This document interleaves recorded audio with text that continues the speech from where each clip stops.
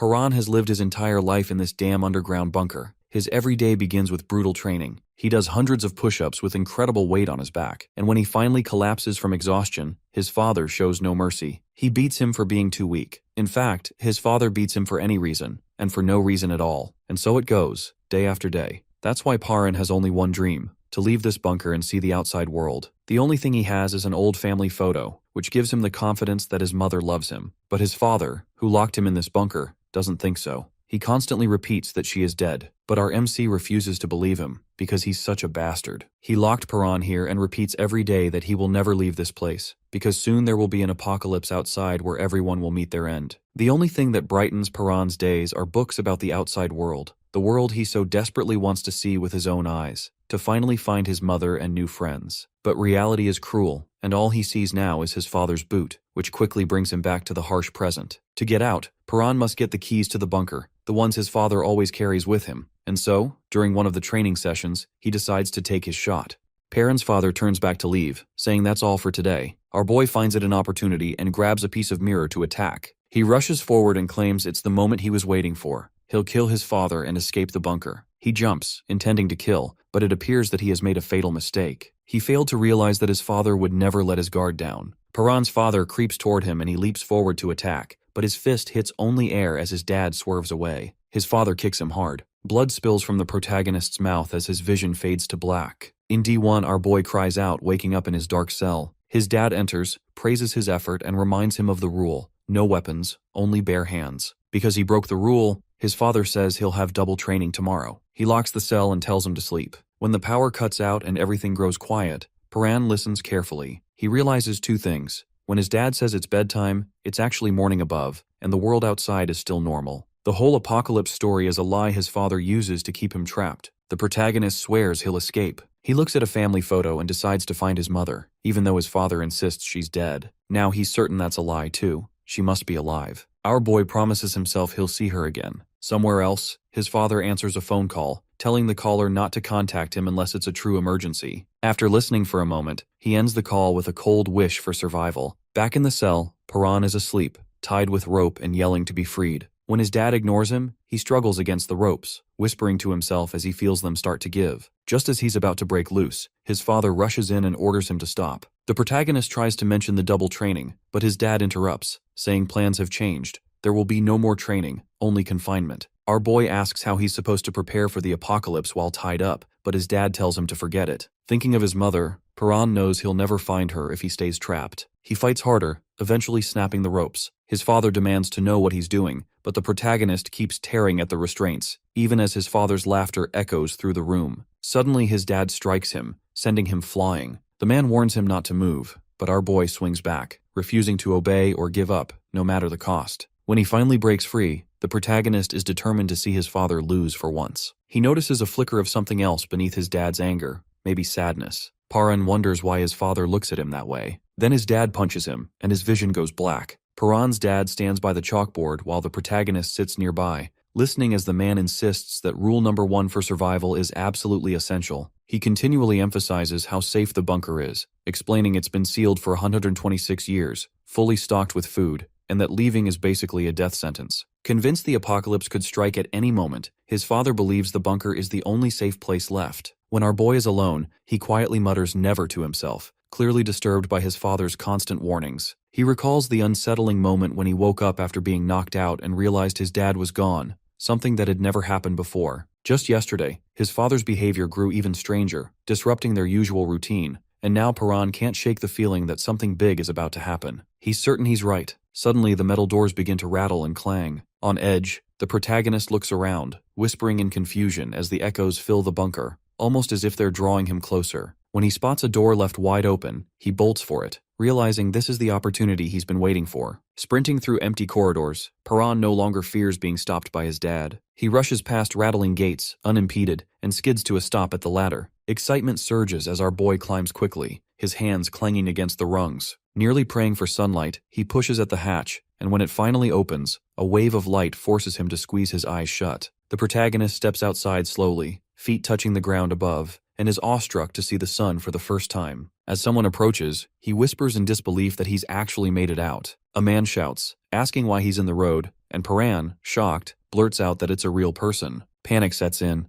This isn't the time to get caught. If his dad discovers he's gone, he'll come after him. Determined, our boy runs, desperate to get as far from the bunker as possible. Barefoot, he races through the city, exhilarated by the freedom he's only dreamed of. The memory of being trapped in the bunker drives him to move even faster. He wonders how the doors opened so easily. Was it a glitch? No, his father is too careful for that. The thought that maybe his dad let him out on purpose crosses his mind, but he can't believe it. His father would never break his own rule. Never leave the bunker. Laughter nearby catches his attention. He sees strangers gathered, children playing, and people talking as if nothing is wrong. It dawns on him that the outside world is peaceful, entirely unlike his father's warnings. Everything his dad said now feels like a lie. Here, people just live their lives. Looking up at the sky, the protagonist convinces himself the apocalypse can't be real. Just then, laughter turns to unease as his father's warning returns. The apocalypse will come without warning. People begin to look upward, unaware of what's coming. A massive dark sphere appears behind the sun, resembling a burning planet. The crowd stares, confused, as Paran's eyes widen. The object engulfs the sky. Dark swirls ripple across its surface, with sinister tendrils unfurling,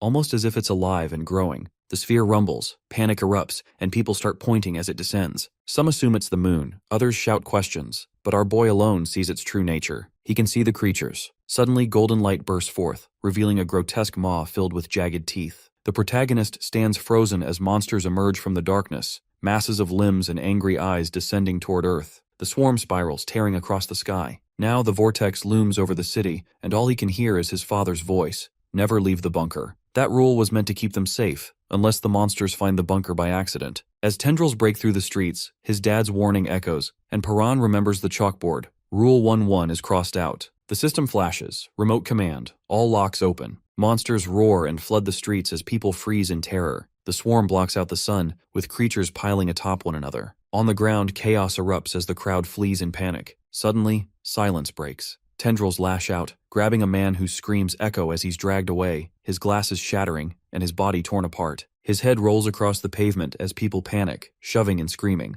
Amid the chaos, someone desperately asks what the thing is, while another yells for everyone to run. People trample each other trying to escape. In the middle of it all, a man wearing headphones walks forward, seemingly oblivious to the chaos. The boy with headphones pauses, noticing movement above just as a monstrous mass crashes down, shaking the street. A hulking beast, crackling with energy, rises, each step sending shockwaves. Another winged creature lands with a thunderous boom, spinning as more monsters close in, crushing anyone who falls. People scream for help, someone begs for the police, but another shouts that the phones are already out. Panic is everywhere as the protagonist stands amid the destruction, his father's grim warning echoing. When the apocalypse comes, the world drowns in blood, screams, and ashes. Bodies are strewn across the ruined plaza as our boy stares in shock, a giant dark vortex looming over the city. A timestamp flashes D1. People scream as the devastation continues. D1 becomes D0. The apocalypse isn't approaching, it's already here. The ground splits open, buildings collapse, and monsters flood the streets. The final words make it clear, the apocalypse was already underway. A spiral of monsters towers over the city as Paran lands on the road. He realizes his dad was right about the apocalypse. It's real. Lifting his head, the protagonist understands that if the warning was true, then losing his mom must be true as well. He clenches his teeth, accepting that she's gone. Explosions erupt, footsteps thunder, and crowds scatter in panic. The swarm of monsters charges down the streets, roaring and sending people fleeing. As the creatures approach, someone grabs Paran's arm and pulls him away. His dad drags him through the chaos while monsters tear through the crowd. The man shouts not to stop as survivors dash for safety. One man is pulled down and devoured, but our boy keeps running, rounding a corner with the horde close behind. His father warns of more monsters ahead, pulls him along, and they leap over a barrier. The street is packed with people trying to escape. Cries for help fill the air as tendrils drag people into monsters' mouths. They try to move faster, but the tendrils close in, consuming more as the swarm advances. They reach a bridge, where people trip and scream with monsters crashing behind. The creatures tear through everything, seizing one man and dragging him away while Paran shouts they're about to be caught. His father yells that there's no time. They must run. The bridge is the only escape. The crowd surges forward as monsters flood onto the bridge. The protagonist shouts a warning, but his dad doesn't answer. A monster lunges, wrapping its limbs around our boy's leg. He struggles as the tendrils tighten, but his father smashes them off with a stone. The creature screeches and retreats, but Paran is now injured, clutching his leg as the horde draws nearer. He pushes himself forward, stumbling, determined to escape. Squeezing between abandoned cars, the protagonist feels the monsters gaining ground. He falls, sliding across the pavement, muttering under his breath. He urges his dad to go ahead, admitting he can't run any farther. Looking up, he tells his father to escape. Memories flood back, being trapped, shouting about being ignored. He drops his head, but his father approaches, insisting he must get up.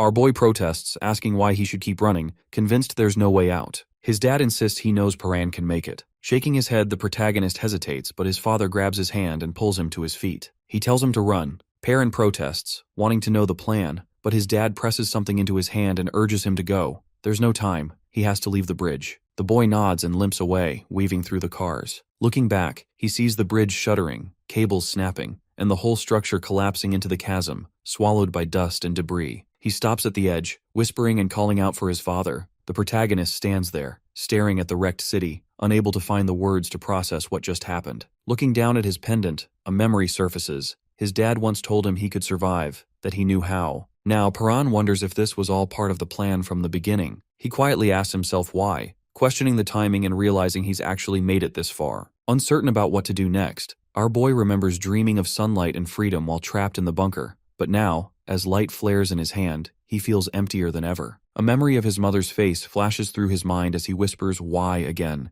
desperate for answers from his dad about why things had to go this far. He asks what his next move should be, shouting at the chaos around him. Suddenly, he recalls being handed something, a piece of paper. Clutching it tightly, Paran stares at the ground just as it begins to shake and a massive monster lands nearby. He bolts as the creature roars, but it's right behind him. His leg hits some debris and he nearly falls, but the protagonist grabs a broken pole and jumps. The creature slams down, sending both of them sprawling. Struggling to stand, our boy grips his injured leg and faces the beast, muttering that this is the end and thinking there's nothing left for him. A drop of water lands on his skin. He notices the crumpled note in his fist. "Your mom is alive," he screams, demanding to know why he's only learning this now. As the monster's footsteps shake the earth, Paran forces himself to get up, determined to live and not give up. Shouting that he's going to find his mother, he squares off against the monster. Suddenly, his dad's voice echoes in his mind, reminding him that humans can't survive the apocalypse without strength or intelligence. Luck alone isn't enough. The protagonist questions how he's supposed to survive now as the ground shakes harder and the beast charges. He yells, but his father's voice interrupts, asking if he's forgotten everything he was taught. As the monster attacks, our boy dodges and ends up at its side. Spotting a weapon ahead, he grabs its arm and pulls himself up. He pivots, glaring at the charging creature, preparing to strike. Sliding under its claws, Paran snatches the weapon and dashes forward, swinging with determination, telling himself he's going to survive. The city lies in ruins. Monsters roam freely. One descends a tower while another moves through the rubble. Streets and buildings are broken and eerily quiet. When night falls, survivors shelter in the debris. One man wipes his face and grumbles that it's been 4 days. Another, frustrated, complains about the missing police and wonders what they're doing. A girl remarks that their hideout is fortunate but admits the food is gone. No one knows where to go next. Before she can continue, a man interrupts, asking her to stop because she's making everyone uncomfortable. Confused, the girl insists she isn't speaking loudly. The protagonist glances at the body behind her and clarifies that's not what he meant. Muttering about losing his mind, he's approached by a young girl who asks if he's checked everywhere. He replies that he has, but there's nothing left, and they'll need something if they want to survive. She recalls a place they haven't tried and decides to check it herself. As she heads out, our boy thanks her, admitting she's the only one who helps. She dismisses the compliment and disappears into the rubble. She finds 2 men and asks if they've seen any food. Instead, they begin eating from a hidden stash. She reminds them they were supposed to share, but one shrugs, claiming there was never an agreement. She points out they ate from the shared supply yesterday, but they feign ignorance. When she threatens to report them, they block her path and warn her not to try. She stands her ground. The bald man laughs, saying she can't escape, but reluctantly steps aside. Suddenly, a scream echoes nearby. Both men freeze. One asks if it was someone screaming, while the other, trying to stay calm, says it sounded distant and insists they'll be fine. Then he notices something ahead. The girl crouches, and the bald man mocks her for pretending to be tough. After a moment, she turns and makes her way back through the rubble. The same man from earlier spots her and, relieved, asks if she searched the area. She nods. When he asks if she found anything, she hides a piece of bread under her jacket and claims there was nothing. He believes her. Suddenly, a loud crash sends dust flying, and a one-eyed monster appears. Surrounded by debris, the man freezes as the monster approaches. In a panic, he reaches for help, but the girl sprints past him, apologizing as his screams are drowned out by the creature. Out on the street, panic spreads as the monster arrives. Someone yells not to look back. Another curses as more creatures emerge, and a red-haired man suggests they'll get away once someone else is caught. The little girl runs straight at the monster, dodging its attacks without hesitation. She twists, rolls across its arms, and lands as dust swirls around her. leaving 2 nearby men stunned. Without missing a beat, she flips upright and keeps running. The bald man watches her go, realizing she's faster than anyone. All around, chaos erupts as people scream and flee. She navigates the ruined streets, climbs to higher ground, and pauses to catch her breath. Looking back, she sees Paran sitting with his eyes closed. She nudges him, discovering he's alive but unconscious. Suddenly, a creature creeps up, hissing. She presses against the wall, trying to hide as it draws near, growling. The little girl grabs the protagonist to help him up. The monster looms over them, and now it's just the two of them facing the threat. The rubble settles, and a little girl tries to catch her breath. She turns around to find Perrin lying on her lap. He starts shaking, anxious to know who she is and what she's doing. She stammers, while the protagonist silently vows never to drop his guard again. She tries to explain that she only covered him to keep the monsters from seeing him, but her words are drowned out by his father's warnings about people who only use others and toss them aside. Our boy reminds himself not to trust anyone, even as his stomach growls, since he hasn't eaten since leaving the bunker. Weak and barely able to stand, he asks about food. She claims she doesn't have any, but a piece of bread slips out of her pocket, catching his attention.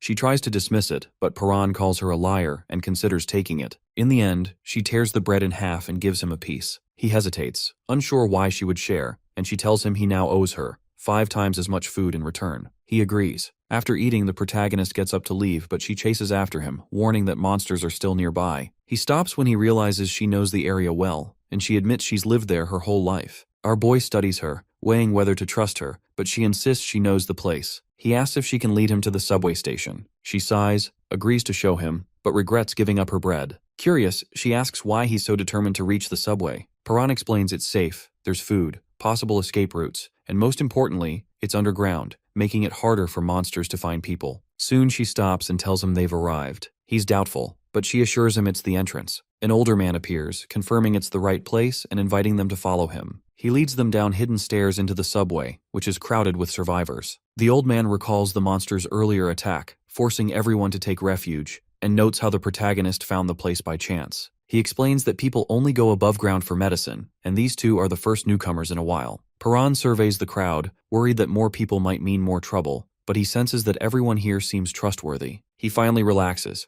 The old man introduces himself as Baeom Hwang, a doctor, and explains he met them while searching for medicine. He asks for their names, and the girl steps forward, introducing herself as Haru, a student at Gasang Middle School. Baeom recognizes her uniform and mentions his hospital was across the street, but Haru looks puzzled and insists there was never a hospital there. Noticing our boy's rough state, Baeom asks for his name. The protagonist hesitates, thinking of his journal, and admits he doesn't have one. Baeom nods, telling him to share it when he's ready. Suddenly, a red-haired kid rushes in, reporting that someone's condition has worsened, and Baeom hurries over. Although he'd already tried to treat the wound, it has deteriorated, and now requires emergency surgery. Baeom prepares his tools, while Paran recalls stories about dishonest doctors who only help for payment and wonders what Baeom's motives are, as others question if money even matters anymore. Baeom remains composed, insisting that surgery is his job and that he never loses a patient. He begins the operation, reassuring everyone that things will be fine. When the procedure ends, the patient hugs Baeom in gratitude, yet our boy continues to watch, unsure whether to trust him. As Baeom tells the patient to rest, a badge falls out, revealing that Baeom Hwang is actually a veterinarian. He readies his tools and warns that the next part will be painful. When the patient panics and begs to be untied, Baeom refuses, explaining that any movement could be fatal.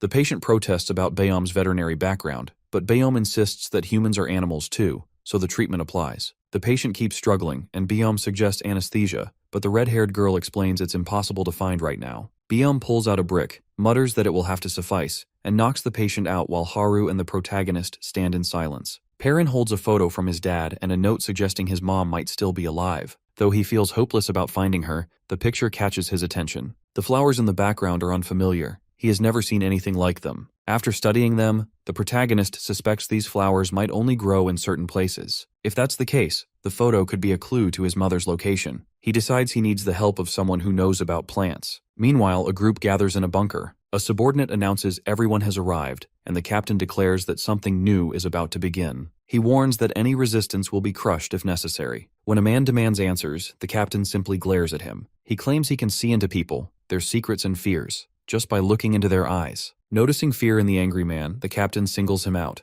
The man pleads for space, but the captain punches him, saying that fear always surfaces around him. The captain says this is what he likes to see and demands more. He orders the man to show his real self, but the man begs him to stop. A subordinate interrupts to report that an old man, a girl, a boy, and an injured man are missing. The captain decides to deal with it himself, then orders the angry man to be tied up and left outside, ignoring his protests. Exhausted from days of vigilance against monsters, our boy dreams of being dragged deeper and wakes abruptly to find strangers surrounding him, demanding to know who he is. A blonde-haired man gives him 2 minutes to prove himself or be forced out, mocking him and saying that running won't help. As Paran stands, the captain reconsiders his earlier judgment about the protagonist's curiosity. The blonde man asks how he plans to fight them off, but he turns the question back on him. The captain grins, urging our boy to reveal what's behind his eyes. The blonde man tells him he should have run, but Paran says he only needs 2 seconds to take him down. The blonde man then pulls a blade as the protagonist looks for his missing photo. The man taunts him with the picture, saying he found nothing else of value. Our boy threatens to kill him if the photo is damaged. The captain seizes it and threatens to tear it up while Paran is beaten and questioned about why a piece of paper matters so much. The captain announces the protagonist isn't being expelled. He saw something different in his eyes, a deeper darkness, so he instructs the man to watch over him and to never let the picture out of sight. The man admits Paran unsettles him, but holding the photo seems to keep our boy powerless. Haru checks if the protagonist is okay, but he lashes out, pushing her away. She asks why he's taking it out on her, saying she only wanted to help. He insists he doesn't need help and tells her to back off. She shouts her name, Haru, telling him to remember it, but he dismisses her. Beom asks Haru what's wrong. She says Paran is impossible, and Beom agrees something is off. Our boy remembers his dad's warning to never trust help. Watching the man with his photo, he considers snatching it back but decides against risking the only thing he has left from the bunker. He waits for a better chance. The captain gathers everyone and gives them 2 options: follow him or be thrown out, using the tied-up man as an example of what happens to those who refuse. He explains the captive tried to cause trouble and is being expelled, warning that his word is law. For most, siding with him seems like the only way to survive. Beom, however, says he's too old to comply. If he follows the captain, he'll let his patience down, so he chooses to remain independent. The captain pressures Haru to decide, but she points out she isn't the only one refusing. Paran, Haru, Beom, and a few others stand together, openly defying the captain.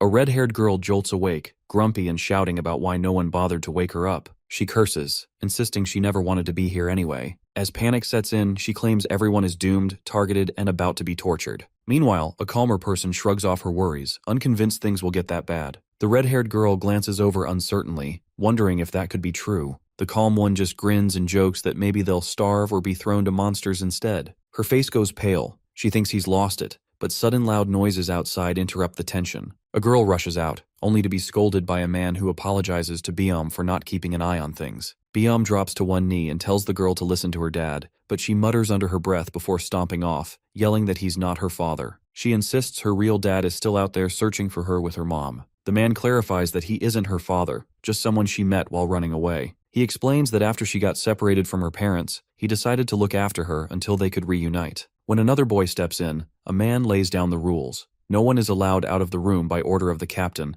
and anyone who disobeys will be punished, regardless of who they are. Someone else adds that being a kid won't get him any leniency. Meanwhile, the boy looks around, trying to spot the man who took the photo. Elsewhere, it's mealtime. Guards hand out food, stating it's strictly 1 meal per person. The red-haired girl protests, complaining that their portions are much smaller than everyone else's. The guard repeats that it's the captain's order and insists they don't need much since they're stuck inside. The girl's hands shake with anger, and someone nearby tenses, sensing trouble. Simeon mentions he hasn't seen Chicken Comb. Whispers spread. Everyone knows Chicken Comb is the captain's right-hand man, notorious for breaking rules, wandering where he pleases, and frightening people with his strength. He's the type who smiles while beating someone up. Chicken Comb strolls by just as the little girl trips and spills her food on his vest. He gives her a dark grin, warns that annoying him leads to regret, and tells her to come with him. People whisper, convinced he's capable of hurting a child without hesitation. The girl trembles as he growls that running around is dangerous and orders her to follow, but it's clear he's heading for the group.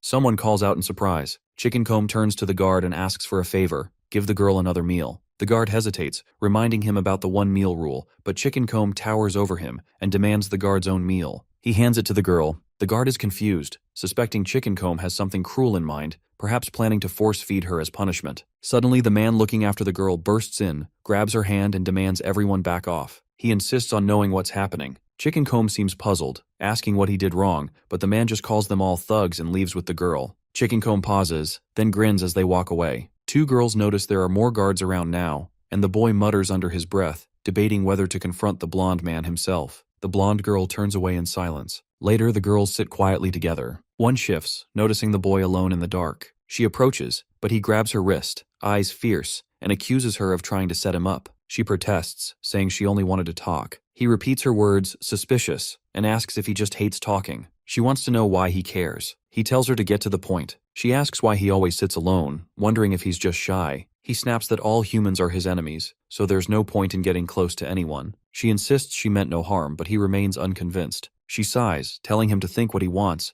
but urges him to make up with Haru. He says he and Haru never fought and labels her just like everyone else, still human. The girl explains that Haru cries herself to sleep every night and seems burdened by something. She thinks a friend her age might help, but the boy dismisses it as pathetic. He argues that sadness is weakness, and survival should be the priority. She hesitates, then asks if he's ever lost someone he loved. He says no, claiming it will never happen. He has no one to lose and nothing to be sad about. She suggests that sounds lonely, but he insists he's fine. She tells him that if he ever dies, she will feel sad for him. He rolls his eyes, calling it ridiculous, and promises he won't be sad if she dies. She laughs, coughs, apologizes for talking too long, wishes him good night, and leaves. Nearby, the red-haired girl wakes up again, groaning about never being able to get any sleep. Perrin heads into this underground shelter, and there's this blonde guy who steals his picture. It's basically the only thing that could help him find his mom. Suddenly, gunshots ring out, and the thief starts messing with our boy, saying it's punishment for trying to escape. But Perrin just stares back, totally unafraid, telling him to drop the photo and just fight instead.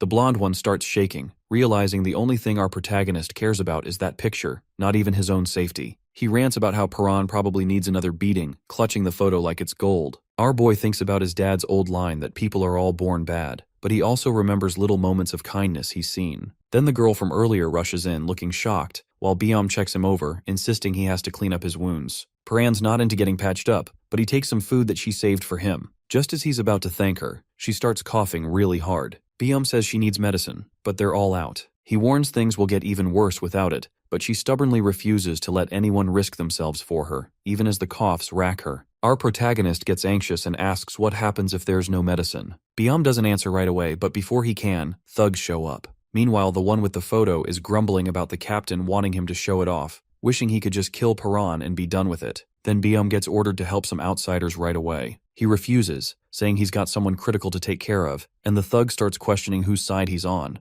The girl, weak as she is, says she'll go upstairs for medicine herself, but Biom won't let her, warning she wouldn't make it. He steps up and says he'll go with her, but then the thug just stabs her, making some twisted joke about how easy it could have been to help. Everyone's in shock as she crumples, blood spreading across the floor. Perrin feels her life slipping away, and then some weird energy starts glowing from her wound, knocking him back. He can't help thinking how fragile people are as he sees that glow pulsing and her life fading. Her hands shake as she reaches for him, and she manages to whisper, reminding him of the time he said he wouldn't care if she died. Then her hand just drops, completely still. The thug wipes his knife clean while Biom yells at him, calling him a monster for killing without blinking. The killer just shrugs it off, claiming he saved Biom by keeping him from being forced above ground. He adds that they can't lose a doctor just because of one dying woman. Perrin just stands there as the thug taunts him, asking if he's scared now. Our boy stays quiet but looks up. The thug waves his bloody knife, and that's when he notices he doesn't have the photo anymore. Perrin spots it on the ground, must have dropped it when he pulled his blade. Dropping to his knees, the kid stares at the picture while the thug keeps poking at him, wanting to know what it means. Perrin steps closer, and the thug smirks, asking if he's finally going to fight. Then, out of nowhere, our protagonist lunges and hits him straight on, catching the soldier completely off guard. The thug tries to act tough, asking if Perrin is going to beat him up.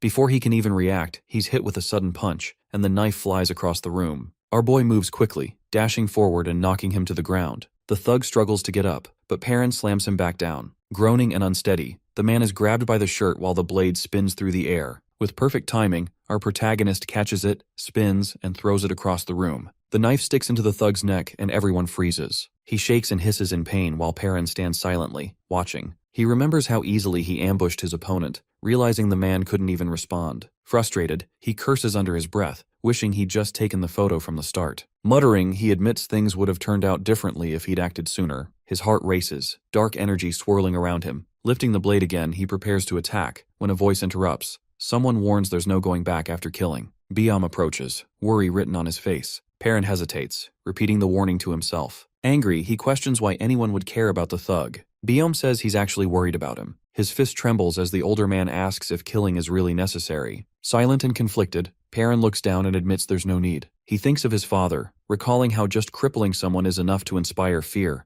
but then hears that mocking voice, accusing him of being too weak. He laughs bitterly, accusing Perrin of being afraid to kill. Steadying himself, our protagonist decides he will never become like these people. Even if the world ends, he wants to survive without needless killing. He drops the knife, and Biom's face lights up with relief. Turning away, Perrin insists it's not because of Biom, but because he refuses to sink to that level. He admits there's no real reason to kill, thinking of his missing mother. Whether she's alive or not, he realizes she wouldn't have wanted this. He steels himself and steps back. Sensing an opportunity, the thug charges, thinking he has a chance now that the blade is gone. Perrin reacts instantly, spinning and striking with a quick series of blows, knocking him down. As he stands over the beaten man, another survivor picks up the photo. Perrin sharply asks what he's doing. The man mutters that it must be important, then awkwardly wipes it off and tells him to keep it safe. More people gather around a covered body. Biom notices Haru and the little girl are missing. The babysitter recalls they went to the bathroom and says it's lucky they didn't see the chaos. One survivor points out that Perrin held back when he could have finished the fight,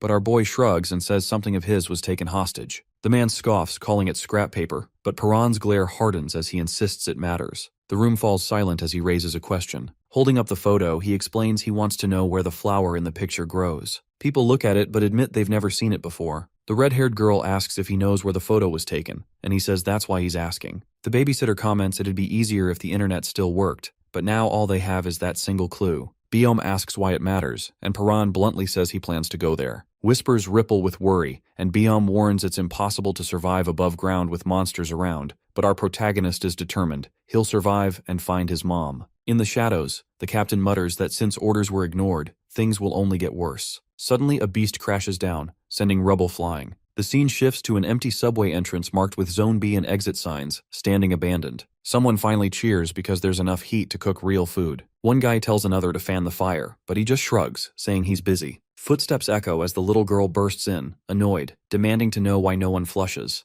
Haru explains the toilets don't work anymore. A man arrives, impatient that they're taking so long, and says he needs to send them back. Harry watches him fidget, just wanting to survive like everyone else. By the fire, two men are cooking. One makes a sly comment about the earlier argument and sneakily drops something into the pot. The other notices and questions him, but is told to just keep stirring. He's unsure if he really saw anything. Suddenly, the pot explodes with a violent splash, startling both of them. Rocks crash down as the ceiling splits open and a massive tree-like creature bursts through. Its huge mouth looms over the men, leaving them frozen in fear. The captain spots the blonde thug's body on the floor. He mutters to himself, thinking he was right. There are people like this everywhere. Memories rush back, reflections of how some are just monsters in disguise, and now real monsters walk among them. Behind him, strange creatures begin to swarm in. Someone yells for him to be careful, warning that the boy is stronger than they thought. The captain ignores it and gets knocked back. Perrin stands his ground, eyes sharp. The leader gets up, calls everyone else weak, and locks eyes with our boy. He says he doesn't need advice from weaklings. What he wants is Perrin. He tells him to wipe off that smug look and promises to show who's in charge. Charging forward, he wonders if he'll finally see what's inside this kid. They stare at each other, tension rising, but darkness begins to close in. Within it, something moves. The captain's eyes widen as he realizes it isn't him looking into Perrin, but Perrin looking into him. The darkness twists, teeth snap shut, and suddenly he understands. He's the one being watched. Panicked, the captain collapses, flailing and shouting. His crew rushes over, calling his name, but he's unresponsive. Our protagonist stands there, eyes glowing, while silence grips the room. The captain gulps, realizing he almost got consumed. Everyone trembles and someone whispers that he actually looks scared. Suddenly a man screams, grabbing his face and begging for help. Blood pours down as he thrashes, shouting that he can't see. Horrified, people murmur as the man stumbles, covered in blood, insisting he was just asleep. He says his head is pounding, something spreading inside. Grabbing his skull, he stumbles down the hall, muttering about the pain while everyone watches, terrified, and wondering if he's turning into a monster. He claws at his head until something bursts out. He screams as black tendrils rip free, twisting his body. His glasses crack, his head jerks around, and the survivors scream as tentacles lash out, stabbing people. The captain grabs him, pulls him away, and smashes through the creature with brute force. The monster crashes back, limbs flying. He keeps pounding, crushing it until it finally stops moving, twitching on the ground. Everyone is stunned. Someone whispers the captain just killed a monster. He demands to know where it came from. Survivors cheer, calling him a hero, while one man insists he always believed in him. Perrin just watches, quiet and intense. The captain sweats, glaring. Nearby, a woman grins and says she's alive, just as a heavy metal hatch bangs open. The hatch creaks wider, drawing everyone's attention as they stare at the dark passage below. From the shadows, another grotesque creature crawls out, dragging itself across the floor and freezing everyone in fear. It rises up, towering over them with twisted limbs and glaring eyes, leaving the survivors paralyzed with terror. The hatch pops open, and everyone gathers below. Life in the bunker had been calm for a while, so people almost forgot what fear felt like. But when one person quietly backs away, tension thickens. Memories surge. Bloody survivors, scenes no one dares recall. They all wish they could forget the monsters tearing through soldiers, but those images stay burned in. Now, a grotesque beast with a single massive eye and jagged teeth claws its way up, reminding them why forgetting was never an option. The creature stomps in and panic erupts, screams, shoving, bodies crushed in the stampede. The captain shouts at everyone to fight back, his voice slicing through the chaos. Faces turn, torn between fleeing and standing their ground. Grabbing an axe, he declares this time will be different. There's only one monster, so if they stick together, they can win. Some remember he once defeated one of these things and begin to agree. There's nowhere left to run anyway. A rally builds. For the first time since everything began, they gather their courage and ask what to do next. But then blood drips from the captain's nose. His expression goes vacant. The crowd shifts uneasily as someone tries to reach him. He staggers forward. Then black tendrils tear free from his mouth and chest, twisting his body before their eyes. Gasps spread. The people recall he supposedly killed the monster earlier, but a woman cries out the truth. It's regenerating. Horror sets in. These things don't die. Now overtaken by tendrils, the captain smashes through walls, destruction exploding outward. Debris rains, blood splatters, people are torn apart. A girl shrieks as a beast grabs her, crushing others mid-scream. The creature lifts victims, squeezing until blood sprays, bodies piling into a grisly mound. The hallway becomes a slaughterhouse. Someone begs for help. Another shouts it's the end, convinced monsters will flood in any second. Biom seizes the babysitter, who panics because the little girl is still outside. He warns that if monsters broke through the station, she's likely gone. The realization crushes him. He collapses, reaching out in despair, while another survivor turns and walks away. Through the chaos, Paran sprints down the hall, eyes blazing. Baeom Hwang calls out as the others waver, some frozen, others chasing after him. Our boy pushes ahead. At the door, survivors see Biom lift a hand to halt him. Perrin steps forward, gaze sharp and glowing, raises his hand and points straight ahead. Silence falls like a weight over the room. Inside, a body lies in a pool of blood near the sliding doors, while 3 kids huddle together in the room. One of them trembles, whispering how scared she is. Haru presses a finger to her lips, urging everyone to stay quiet and warning that any noise will get them caught. The youngest sniffles, terrified. Haru quietly apologizes, admitting she can't protect anyone right now. She explains that the chaos gave them a place to hide, but if anyone finds them, it's over. The little one grabs her sleeve, and for a moment Haru looks surprised, but then she meets Paran's eyes, lets the girl hold on, and tells her softly to stay close. Nearby, an injured man stares at the dead body, terrified, asking what they should do. Haru says they need to run. He panics, insisting there's nowhere to go, but she stammers that surviving is all that matters. Gathering her resolve, Haru says they can't just sit and wait to die. She's determined to make it. Seeing that resolve, the man mutters, she must have a strong reason to live. Suddenly, everyone freezes as a monster with a glowing red eye appears in the doorway. He panics, shouting for them to run, while the blonde clings tightly as the beast advances. The man rushes forward, slamming into the creature and locking on, telling the others to escape since he has nothing left to live for, but wants them to survive. Haru seizes the little girl and runs, her shout echoing back while the man keeps fighting,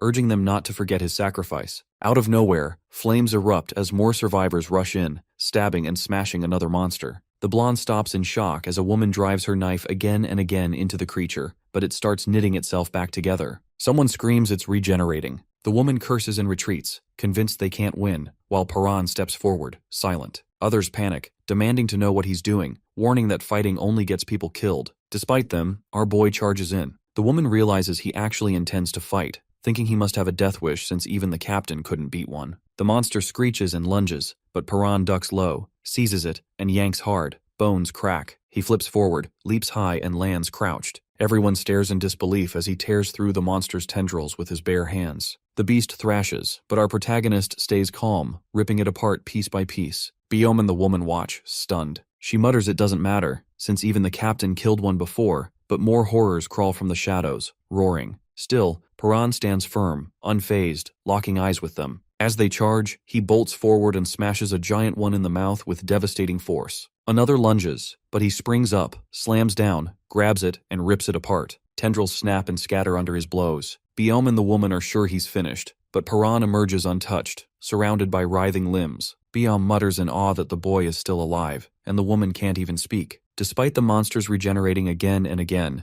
everyone watches as our boy holds his ground. He takes a deep breath, his father's words echoing. Every living thing has a source that gives it life. A glowing flower flashes in his memory, and his father's voice repeats, "Destroy the source. Once you find it, smash it." Perrin darts through the horde, eyes searching. He lunges at one, tears it open, and there it is. A glowing seed deep inside, the true source. Steeling himself, he drives his weapon straight in. A burst of energy erupts. Tendrils whip violently. The monster convulses as he pushes harder. Breathing raggedly, Perrin stands over the wreckage, the shattered seed glowing faintly at his feet. The survivors stand in shock, staring down the hallway. One whispers that the monster is really gone, while Biome watches a blood-soaked figure move past the wreckage. Haru pulls another girl along the corridor when a loud boom rattles the bunker. She shouts that something is coming, and their footsteps echo frantically as they break into a run. Racing around a corner, Haru suddenly comes face to face with a massive creature charging straight at her. She tries to leap aside but slips and crashes to the floor. The monster locks its glowing eye on her. She glances back, hearing those heavy steps pounding closer. Then, without warning, a swirling void rips open before her, pulling her vision into darkness. Shadows twist and churn as a strike slices past. From behind, Biome gasps, barely able to form words. Haru stumbles back into the group, alive, untouched. Relief floods the room, but she stands there shaking, mumbling in shock. Then someone yells about the missing little girl. Haru jumps, blurting out too much, and in doing so accidentally reveals where Paran is. The group collapses into tears, the babysitter sobbing, desperate to know if the child is safe. At that moment, a pair of tiny shoes appears in the doorway. Everyone freezes. The little girl steps forward, her dress bloodied and torn, and behind her rises a hideous creature with a glowing red eye. Panic sweeps the room. Someone charges forward, screaming, while the child trembles under the monster's shadow. Before it can strike, Chickencomb suddenly appears. He slides Perrin aside, squares up to the beast, and warns it to back off or he'll go for its eyes. The creature halts, then slowly retreats as the enforcer orders it to stay put. He isn't sure if it left from fear, so he strains his ears, listening for movement. Biome explains they're only safe because of what's happening outside. Out there, our boy slams a monster into the ground, muttering that's two down, but more are already closing in. Another lunges, swinging hard, and he braces. 3 more circle around. Perrin thinks if there weren't so many, he could clear the area and make it safe, but now survival is all he can aim for. With nowhere to hide, he knows a single mistake could end him, and worse, more creatures might appear at any second. Exhausted, our protagonist considers breaking away to find another shelter, but the thought hits him. If he leaves, everyone inside will die. He wonders why that should matter, but then remembers the girl who was stabbed, and her final words. Distracted, he drops his guard. A monster slashes across him, blood spraying as he crumples. Clutching his wound, he lifts his gaze as a shadow looms over him. Chickencomb is there. The fighter tells him the others have explained everything, and that he knows Paran can kill these creatures. He asks how he can help. The babysitter snatches up his shield, ready to dive in, while the little girl watches in silence. Perrin mutters under his breath, still not sure why these people insist on helping him. Chickencomb just shrugs, as if it's obvious. They all want to survive. The babysitter adds that if our boy goes down, none of them stand a chance, so backing him up is the only option. He extends his hand. Paran hesitates, then nods, telling them to create a distraction. He figures betrayal isn't likely when survival is the only thing keeping them together. A monster charges, and both Chickencomb and the babysitter move in to block, giving our protagonist a narrow opening despite his injuries. Chickencomb jeers at the beast, just the distraction Paran needs. He darts forward, strikes his first target, and cracks open the monster's glowing core, which pulses with wild energy. The creature fires beams of light, forcing him to weave and duck, but he doesn't give ground. Pushing through the onslaught, he grabs hold and spins it until the core is completely exposed. He shouts he's finally found the weak spot. Lunging in, he misses. Just as the monster begins charging a devastating blast, the beam fires, but the babysitter throws up his shield, straining to hold it back. That moment is enough. Paran regains his focus, drives his strike into the core, and smashes it apart. The beast collapses. Biome admits he'd only slow everyone down, and the red-haired girl agrees, especially with corpses twitching around them. Someone yells at a nearby monster, shouting that the captain is dead. The babysitter glances back to check on Paran, but he simply points to the shattered core at his feet. Chickencomb demands a lesson, so our boy explains, every monster has a weak spot. You just have to find it. Another survivor mutters that only he can actually see them, so the rest should stick to distracting. Chickencomb refuses to stand aside and hurls himself back into the fray, while Paran admits it's far easier to fight with backup. The bruiser gets slammed hard as Paran carves through another creature. Then he stops cold, sensing one more presence. Across the room, a survivor is ensnared, tendrils pinning her to the ground, just as Haru and the others arrive and see her struggling. The monster crackles and twists, its form warping into something even worse. On the ground, a bloody hand twitches before falling still as the transformation completes. Nearby, a corpse jerks, and a shadowy figure with mangled limbs crawls free, looming over Haru and another survivor. She pulls herself together as its jaws snap inches from her face, barely missing. The creature lunges again, only to be cut down as Perrin steps in, striking it dead at the last moment.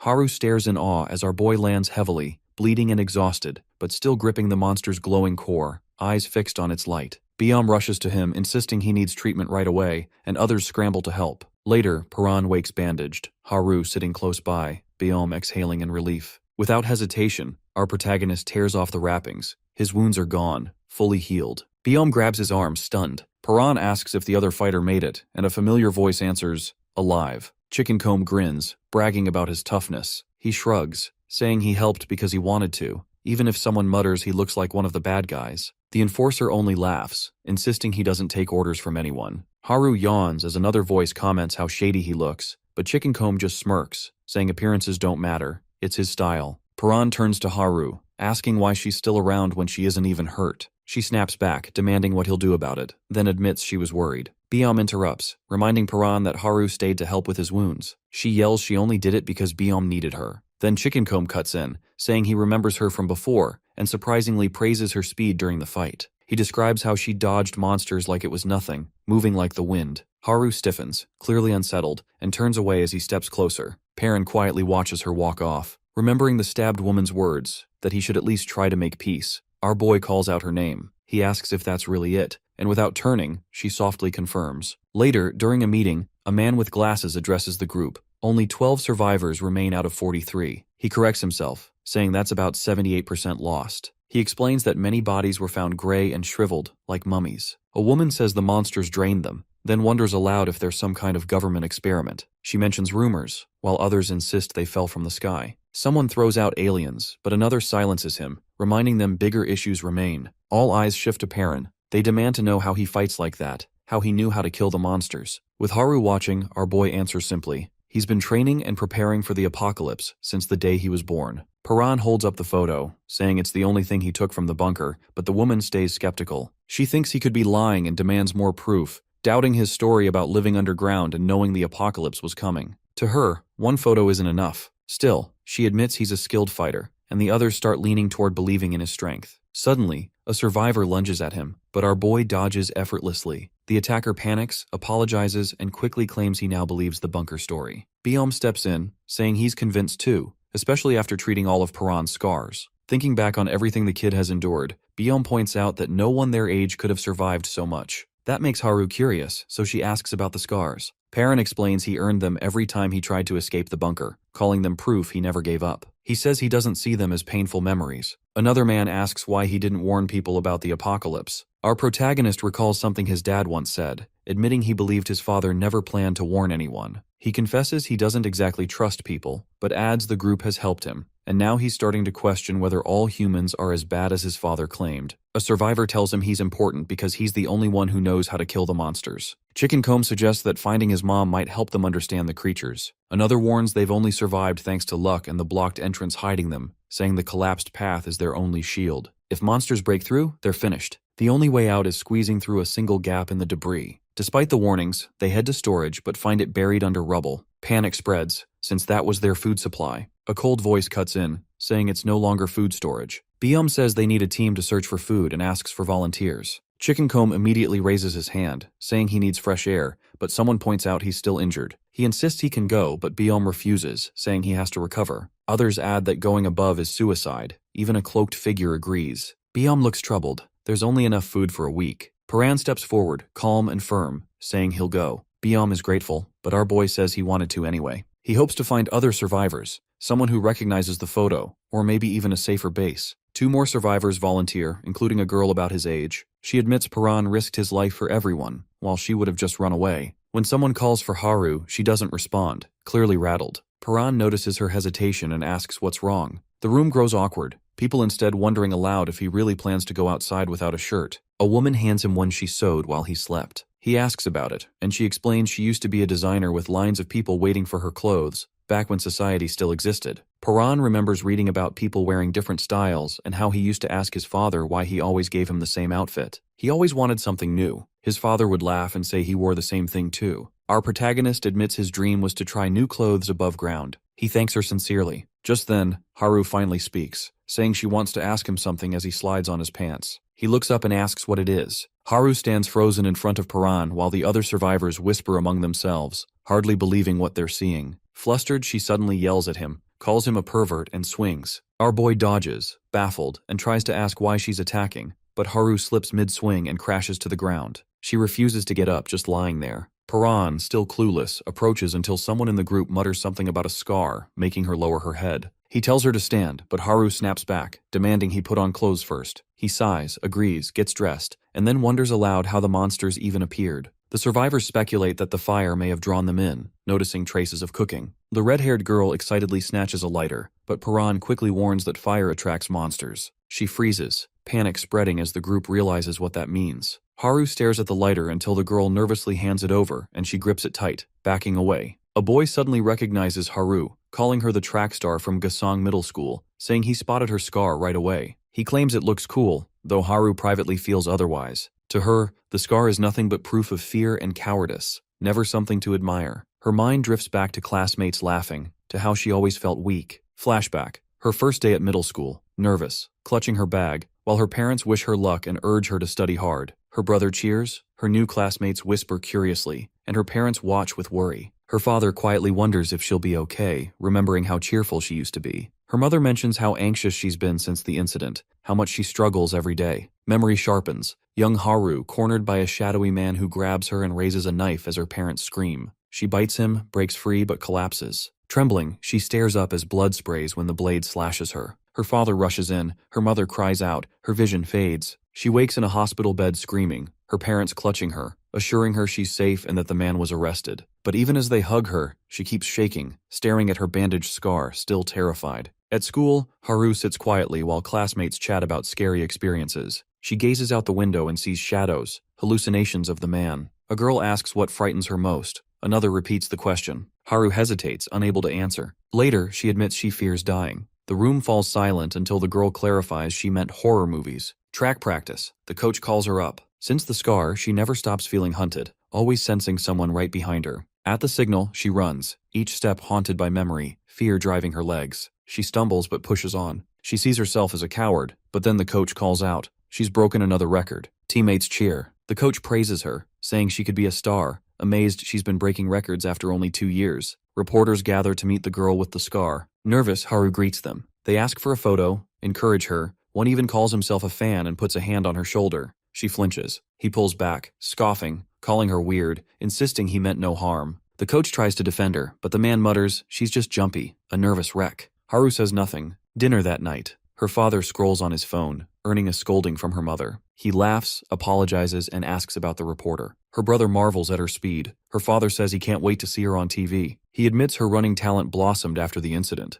Haru realizes each time she runs, the memories return. It's ironic. She started running to stop being a coward, but nothing really changed. She grabs her uniform and heads out. Her father reassures her that fear doesn't make her abnormal. She protests, believing her fear makes her unworthy. He hugs her, insists she doesn't need to hide, and tells her the scar is proof of bravery, that her family loves her no matter what. Haru cries, remembering how much the coward label hurt, how desperately she tried to change, not realizing what truly mattered. She recalls her family embracing her, her father's voice reminding her she isn't broken, that it's okay to be afraid. He holds out his pinky, asking her to promise not to cry even when she's scared. Haru agrees, determined. Just as they prepare to leave together, disaster strikes. Something crashes through the building, debris rains down, her father looks stunned, and the family rushes out into a shattered city. The massive stone giant appears just as Haru's dad collapses, struggling to rise again. He catches her gaze as she calls out to him. Stumbling, he warns her not to come closer when she rushes toward him, worried about his wound. Haru freezes, torn, eyes brimming with tears. He tells her she could still escape if she wants to. Determined, he insists he'll look after Mom and Soil, but she refuses to leave. Screaming, she cries that she could never abandon him, that he means everything to her now. She swears she can't run, promising she'd never forgive herself if she did, and breaks down, eyes locked on her father's back as he shields her from the oncoming monsters. Suddenly light bursts around him and everything fades. Now Haru is racing through darkness, her father's words echoing, "It's okay to be scared. Nothing's wrong with you for feeling that way." Still, she refuses to accept it. She pushes herself harder, remembering his kindness but admitting she always kept running away. Clenching her fists, she promises herself she's done running. Standing before Paran, she declares she's coming too, that she'll never run away again. Monsters prowl the rooftops as survivors edge into the city. The group sneaks past a lurking beast. It roars, but they duck behind cover and slip away. One survivor exhales in relief, another cracks a nervous joke, and our boy assures them it's safe. Haru hears someone ask about the map. Paran holds up a piece of paper, and she watches him explain they need to make one. When she repeats his words, his tone hardens. A map is as vital as food. Haru offers to help since she knows the area, but falters, realizing the city is unrecognizable now. They gather supplies, but far less than expected. Perrin points out most of the food has spoiled. A bespectacled survivor suggests eating the perishables first. Haru hesitates, saying they should wait until they're back at base, but the other insists the food will rot soon, and they risked their lives getting it. Better to eat now. Another argues that people are waiting back at base, but our protagonist tries a piece and says it's good. He remarks that bunker meals were just bland nutrients, and this tastes incredible by comparison. Haru teases him for not even knowing what bread was before, and he scowls. He hands her some food, reminding her of their earlier deal, saying now they're even. Paran warns everyone they must stay hidden or risk being forced to fight. He can handle monsters, but noise will draw a horde. Silence is survival. Suddenly, he halts as a creature drops down between the towers above. His voice sharpens. They must not let the monsters discover them. Paran warns everyone not to let the monsters catch on. Haru and the others freeze. He tells them that if they're discovered, their only chance is to split up and run. Gripping Haru's shoulder, our boy reassures her that the creature hasn't noticed them yet. Someone whispers a question, but before they get an answer, Paran hurls a can, and the metallic clang echoes. The monster reacts instantly, proving it's drawn by sound. He calms the group, signals for silence, and explains that fighting recklessly will only attract more of them. They need to end the threat in a single blow. His mind flashes back to the basement. Someone had handed him a weapon there, admitting he'd never go above ground himself but wanted to help. The weapon had been designed specifically for Paran's fighting style, crafted to pierce the monster's weak points. Our protagonist grips it now and charges forward, driving the weapon deep into the creature's core. As he looks down at the weapon, his dad's voice echoes, "Don't rely on weapons. Surviving up here means fighting with your bare hands." His father had always insisted humans shouldn't use tools in battle, promising it would make sense someday. Perrin doubts that. How could anyone face monsters like this barehanded? He realizes his dad never once mentioned monsters in the bunker, maybe because he thought his son wouldn't believe him. Paran admits he never believed in the apocalypse until now. Memories return, endless drills in the bunker, training for monster attacks. If his father never wanted him to leave, why prepare him so rigorously? Maybe he hadn't intended to trap him forever. He recalls one truth. His dad never lied, except about Mom's death. Could all that training have been for a day like this? His thoughts rewind to when it all began. The apocalypse's first day. He remembers the locks undone, his dad opening every door. If he hadn't escaped then, the monsters would have ripped him apart. Now he wonders, why had the monsters targeted their bunker, and how had his dad known what was coming? Nearby, the bespectacled survivor kneels by the fallen monster, which curls into a ball after being struck in its core. He mutters that they couldn't break it, then tosses it to a girl, who flings it aside. Paran watches as it arcs through the air and lands near him. He picks it up, noticing strange shifting patterns across its surface. The sphere hums in his hand. Glasses guy asks what's happening, but our boy doesn't reply. He squeezes and cracks spread, fragments breaking away. His eyes flick to Haru, awake now, thinking of the time she ran off alone. She silently promises herself never to do that again, that she'll apologize to that kid when she gets the chance. Paran remembers his dad before the world soured, when he handed him a book from home, calling it the story of a hero. The boy's eyes open again, and Haru leans over him. Haru tumbles over Paran and clamps a hand over his mouth. He tries to speak, but she won't let him. Looking up at her, our boy grumbles that she's heavy and tells her to get off. Haru snaps back that she isn't, while he mutters for her to calm down and calls her a scaredy cat. She scans the city with binoculars, spotting monsters in the distance. Checking a map, Haru focuses, but Paran walks over and asks how it's going, casually calling her human, which irritates her. Later, when someone asks his name, Paran admits he hasn't had one since he was a child. Jihyun insists he needs one, and Yujin wants to pick one right away, but he just stands there, uncertain. Mumbling about getting a name, he looks unsure until Haru offers one. He declines, then thinks of his dad, lowers his head, and softly says Paran. The others react with surprise. Haru repeats the name and he nods. She asks what it means, and our protagonist explains it's from a book he read as a child. Yujin suggests everyone introduce themselves. Jihyun goes first, then Yujin, then Haru, who jokes Paran won't remember anyway. He hesitates, tries to say his new name, and then, steadier this time, introduces himself as Paran. The group echoes his name, and he repeats it again as memories swell. He sees the underground bunker and recalls dreaming of reaching the surface, meeting people, telling them his name. He always wanted to know others' names, to talk with them. In that moment, Haru, Jihyun, and Yujin smile at him. Jihyun offers a hand, asking to be friends. Paran pulls back. Blood, screams, and the apocalypse flash in his head. He withdraws, stating coldly they aren't friends.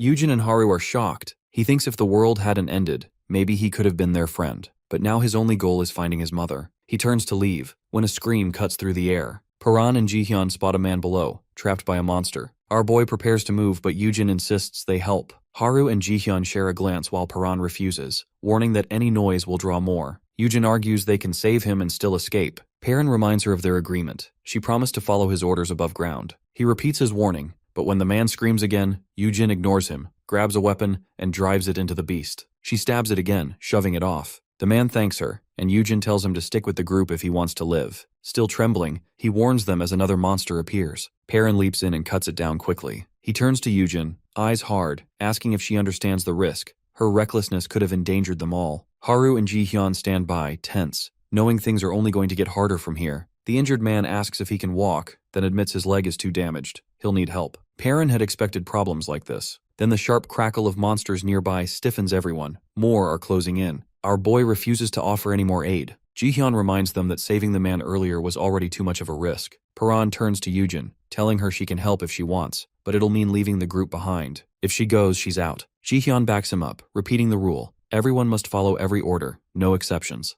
The man begs, but Jihyun agrees with Paran. They can't afford it. She thinks about the others still waiting at base. Reluctantly, Yujin decides to stay. The injured man yells after them, accusing them of being murderers, abandoned to die. Paran snaps at him to be quiet, but his cries echo through the dark. Monsters screech back. The group bolts. As they're surrounded, Haru cries out that the monsters have cut off their escape. Paran sizes up the situation. It's not hopeless yet. They haven't been spotted. If they move fast and retrace their steps, they can slip away. Then the injured man flicks a lighter, flame sparking in his hand. Everyone freezes. He gestures at a smoking sign, but Jihyun barks that isn't the point. Fire will draw even more. The man shrugs, muttering he already knows. Fire had destroyed his home. Jihyun presses him, but the lighter flares, smoke curling upward. Shadows stretch as monsters creep closer. The man mutters it's his time, that he just wants one last smoke. Creatures drop down screeching. Paran yells for everyone to run, charging forward, voice sharp as he shouts again for them to move. The man stays behind. Paran dashes ahead, Jihyun right behind him. Haru looks back just in time to see a beast lunge for the man. She cries out, horrified. Paran slides in, blade flashing, and slashes the monster before it can strike. His weapon tears through flesh as he lands. He plants his feet, weapon braced, as the beast stomps closer. Behind him, the others stand frozen. Paran snarls at them, reminding them he told them to run. Jihyun protests. He promised he'd escape too, so why is he still here? Our boy wonders the same, but grips his weapon tighter. Jihyun warns that if Paran stays, the monsters might chase them and wipe out everyone. Yujin lashes out, stabbing another creature. Haru watches as Jihyun and Yujin struggle, more beasts closing in. Paran roars again for them to get out. Jihyun insists they can win. There are fewer now, and if they fight together, they can make it back. But then the air splits. A massive, twisted red monster lumbers in, fiery cores blazing, grotesque limbs writhing. Paran squares up as the air shudders around it. Jihyun freezes when the other monsters bow low to their new master. Our protagonist shouts at him to run, but Jihyun stands paralyzed. In a single motion, the monster seizes him and rips his heart free. His body collapses, blood soaking through his vest. Jihyun lies sprawled in a spreading pool of blood. Haru collapses to her knees, screaming his name. Yujin panics, crying out while Paran grips his weapon, forcing himself into motion. He lunges at the hulking beast, but the weapon snaps on impact. With a brutal swipe, the monster hurls our boy across the ground, ribs cracking. Gasping, Paran forces himself upright just in time to see the creature crush Jihyun's heart in its hand before discarding the body. As it mutates, swelling larger and more grotesque, it advances. He shouts at Haru to run, yelling for everyone to move, but she shakes her head, refusing. Running now would just mean losing someone else she loves. She won't back down. The beast seizes Yujin, and Haru grips her weapon, trembling but resolute. Yujin blames herself for everything, begging the others to escape, convinced she's only endangered them. She charges forward in desperation, drawing the monsters onto her. Her voice echoes, pleading with them to survive. But she's quickly engulfed, torn apart before their eyes. Perrin stares, horrified, as the massive glowing monster continues its rampage, stabbing down survivors while he and Haru brace themselves. He implores her to run, but Haru demands to know how he can say that. What about him? Perrin keeps stepping forward, refusing to stop. She presses him, asking why he's trying to sacrifice himself, reminding him he was the one who wanted them to escape together. His voice is low as he admits that running would have been the logical choice. When she pushes further, he quietly thanks her. As he advances, his thoughts drift, sharing meals, learning names, finally standing on the surface. Everything he'd once dreamed of. He says that once someone dies, that's it. No more talking, no more calling each other's names. He begs Haru to run, insisting he can't stand watching any more friends die. Haru shakes her head in disbelief, whispering over and over that this can't be happening again. Dark shapes creep closer. Perrin urges her to leave, his voice sharp. She shouts back, demanding why, but he insists she has to run. Haru cries that he sounds just like her father, the same words he said back then. Tears stream as she remembers the promise she made. Never to run, never to abandon others. She screams that she won't save herself at the cost of everyone else again. Her father's face flickers in her mind, his voice gentle. It's okay to be afraid. Guilt twists inside her. She left him anyway. Perrin asks if she truly won't run to save herself. Then he smirks, saying he should have known. You're just too kind. Haru realizes she was wrong. She admits her mistakes, admits her dad did love her after all. In memory, he holds out his hand, asking her to promise not to cry even if she feels like a coward. She shouts her promise, their pinkies linking. Left alone, our boy turns her words over in his head. Death ends everything, and he can't bear the thought of losing anyone else. Then Haru rushes back, yelling that he's a bonehead.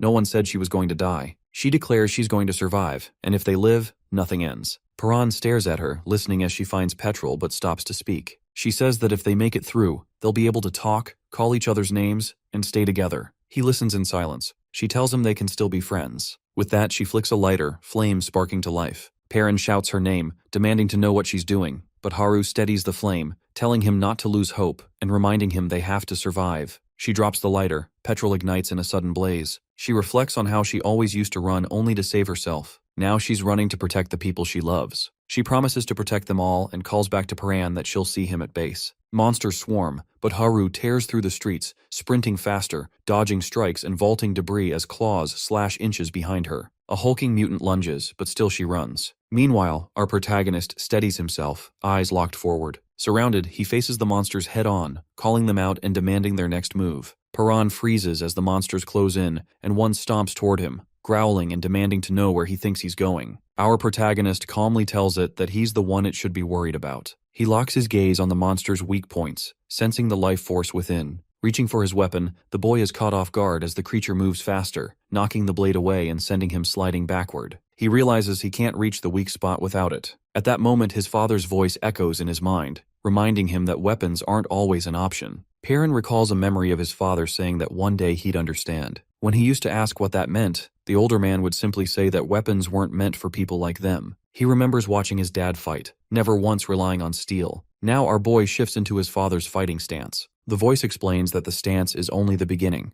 Every living thing has life force, and so do they. He remembers training in the basement, where his father taught him to harness that power, explaining that hands channel life force and, with focus, you can pull it out through your fingertips. Blue sparks flare as energy surges through him. His father's words urge him to take that power. Perrin protests that nothing is happening, but the voice assures him he'll get it. Once he can truly sense that life force, he'll be able to control it. Suddenly, our protagonist feels a burst of energy within, his father's words echoing, "This power is his." Energy lights up his arm, and he yells in surprise at what's happening. He recalls asking his dad what would happen if he channeled all of it. As the monster draws nearer, the voice explains that once he masters it, Perrin will move almost as fast as his father did. With newfound strength, he launches himself forward. Our protagonist charges in and slams into the monster. It swings at him, but he breaks through its guard, sending the creature skidding across the ground. The beast clutches its face, and Perrin reacts instantly to every movement. Electricity pulses through him, and he realizes he can actually keep up now. As it lunges forward, our boy braces himself. They launch at each other and collide mid-air. He grabs one of its tendrils, yanks it hard, and slams the beast down. The monster lashes out, but he dodges, leaps up, and delivers a punch so powerful it cracks the ground and sends lightning flashing. He checks to see if it's over, but the creature's arms begin to split and grow, its body morphing.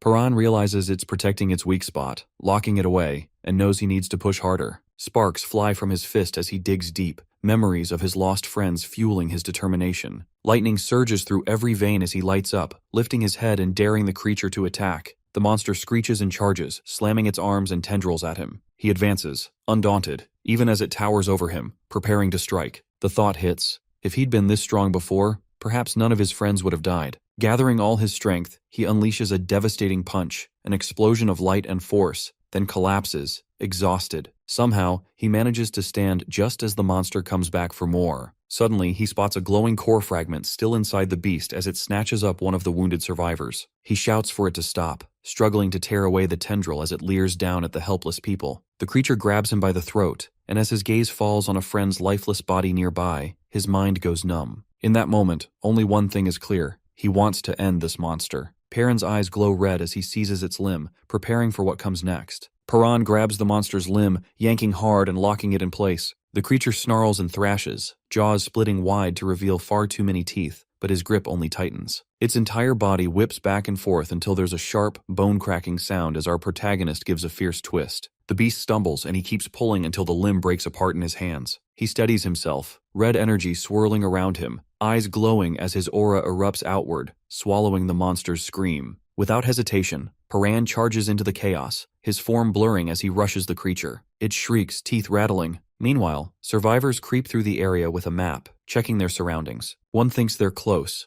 Another grumbles about how long this has taken. The guy with glasses panics after spotting movement, and the group rushes over to find Perrin collapsed on the ground. Shocked but relieved to find him alive, they pick him up. Chickencomb asks what happened, while another stares at the wreckage. As they carry our boy back, Chickencomb gets bossy with the girl at the rear, telling her to leave some bags behind. She refuses, wanting half the rations and bragging about the feast ahead. He offers to help, then throws away her heavy bag, making her scream. Sprinting ahead, he dares the others to catch up, and someone swears to shave off his mohawk. The guy with glasses urges everyone to keep quiet unless they want trouble. Perrin starts to wake, confused, noticing a map in his hand. He studies it, wondering if Haru is still alive. The one with glasses presses him to explain what happened, but our protagonist only remembers grabbing the monster at the last second. Everything after that is a blur. He has no idea how he survived. Suddenly, the ground trembles as another monster appears, roaring. Chickencomb charges in, ready to fight, and Perrin steps up as well. The glasses wearer panics about not having a weapon, but Perrin's hand is already sparking with energy. The beast lunges. He dodges and slams it so hard that the ground shakes. The survivors are stunned as he grabs the monster's limb,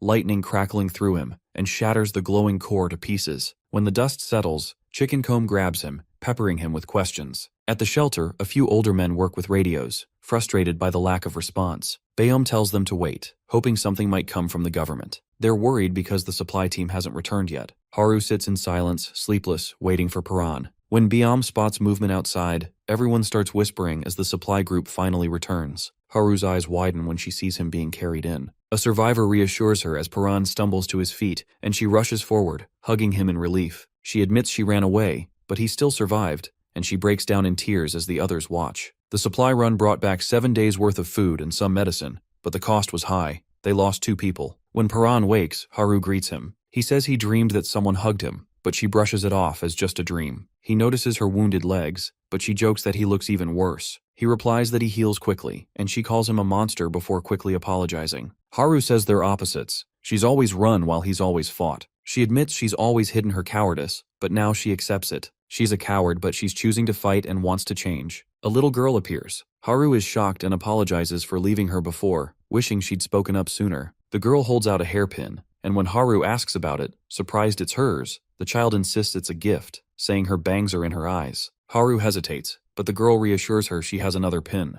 Touching her scar, Haru thinks of it as proof she kept fighting, all while Perrin watches. She clips the pin in and asks if she looks pretty. The little girl agrees she does. Despite all the loss and frustration, hope remains. Perrin sits quietly, holding a small trinket. Suddenly, a buzzing noise draws everyone's attention to the radio. He turns as a voice comes through the static, testing the mic. The group realizes the radio is working. The broadcaster explains they saw the apocalypse coming and prepared. Now, it's up to the listeners whether to believe. Our boy listens closely, tense, as the voice finishes, leaving the next move up to them. List comes on the radio and introduces himself, his voice calm but commanding. He tells listeners that surviving without any preparation is already impressive. Then he explains his plan. The only way to handle the monsters is to stick together, which means sharing locations is essential. He instructs everyone to use flashes of light instead of fire, flashlights only, and to flick their beams for 10 seconds at midnight. When the hour arrives, beams suddenly cut through the dark. Across the city, scattered flashlights shine. Haru spots distant signals, her breath catching as she realizes they're not alone.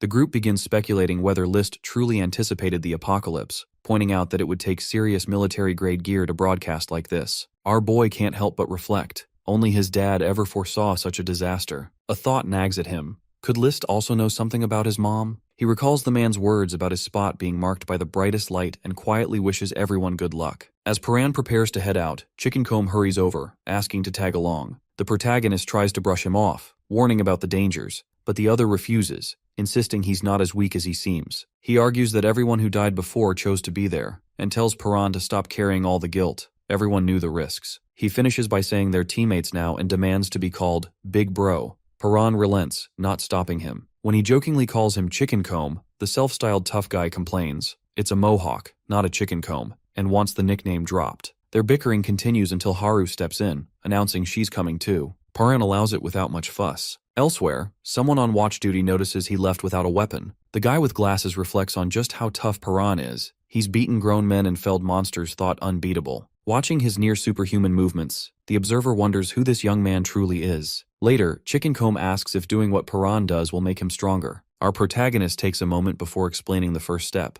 learning to sense life force. Confused, the other presses for clarity, and Paran likens it to the body's natural energy. He admits he hadn't believed in it either until he felt it for himself. Suddenly he freezes, halting the group. Haru tenses, asking if it's a monster and if they should run, but Paran shakes his head. A woman stumbles into view. He realizes the presence he sensed wasn't a monster, but a human. The stranger begs for help, her voice breaking as she says her family is trapped under rubble after fleeing monsters. She promises she'll do anything if they save her loved ones. Chickencomb asks again if the woman really means anything, and she nods. Haru insists they have to help her, but Paran questions if they're truly the only ones who can. She confirms it, saying that's why she came to them. Our protagonist senses there are more people nearby, and she admits she was hoping to lure them to her base and ambush them, but claims it doesn't matter since there are plenty of others to deal with. Chickencomb complains that he can't get more favors from her. He was hoping for 10 in return. The woman suddenly demands everything they have, even their clothes. Haru refuses, but she threatens her, saying to hand over everything unless she wants to die.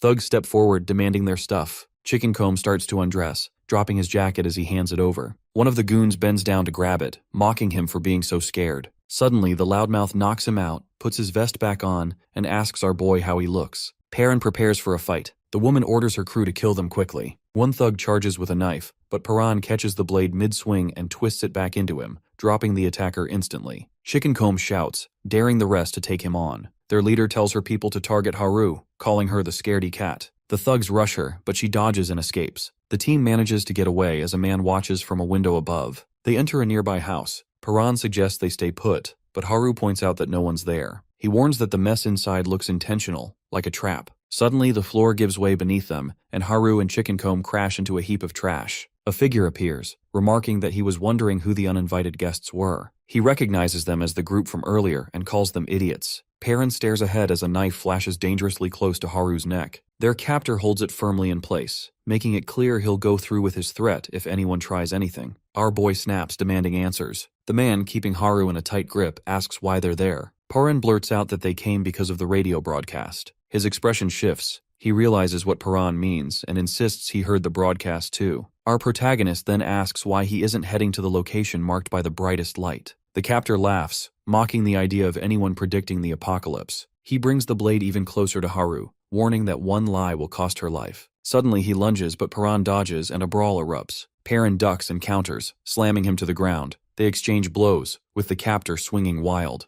The struggle intensifies and Paran charges again. The blade catches his side, but he pushes through the pain. He attacks repeatedly, though the captor manages to dodge every strike. The man remarks that Paran isn't like other thieves, but the boy only focuses on moving faster than his opponent can react. He rushes in, closing the distance and aiming for a takedown. Meanwhile, monsters begin gathering outside, raising the stakes. It turns into a tense standoff. The captor keeps his grip firm, and Paran knows any loud noise will draw the creatures in, but subtle movements won't be enough to get close. Both ready themselves as he debates gathering the energy like before. Finally, Paran leaps forward, committing to it. The captor stops as Paran crouches, channeling his energy and swinging it, the force rushing past the man's face. Our boy lifts a finger, signaling everyone to stay quiet. The captor freezes. Suddenly a rope snaps and he starts to complain, but the others glare at him. He sits down, clearly nervous, as if sensing they might retaliate. Haru and Chicken Comb exchange a glance and grin. When he asks what's so funny, they tie him up tighter and spin him around. He protests loudly, but Haru laughs and calls for another spin.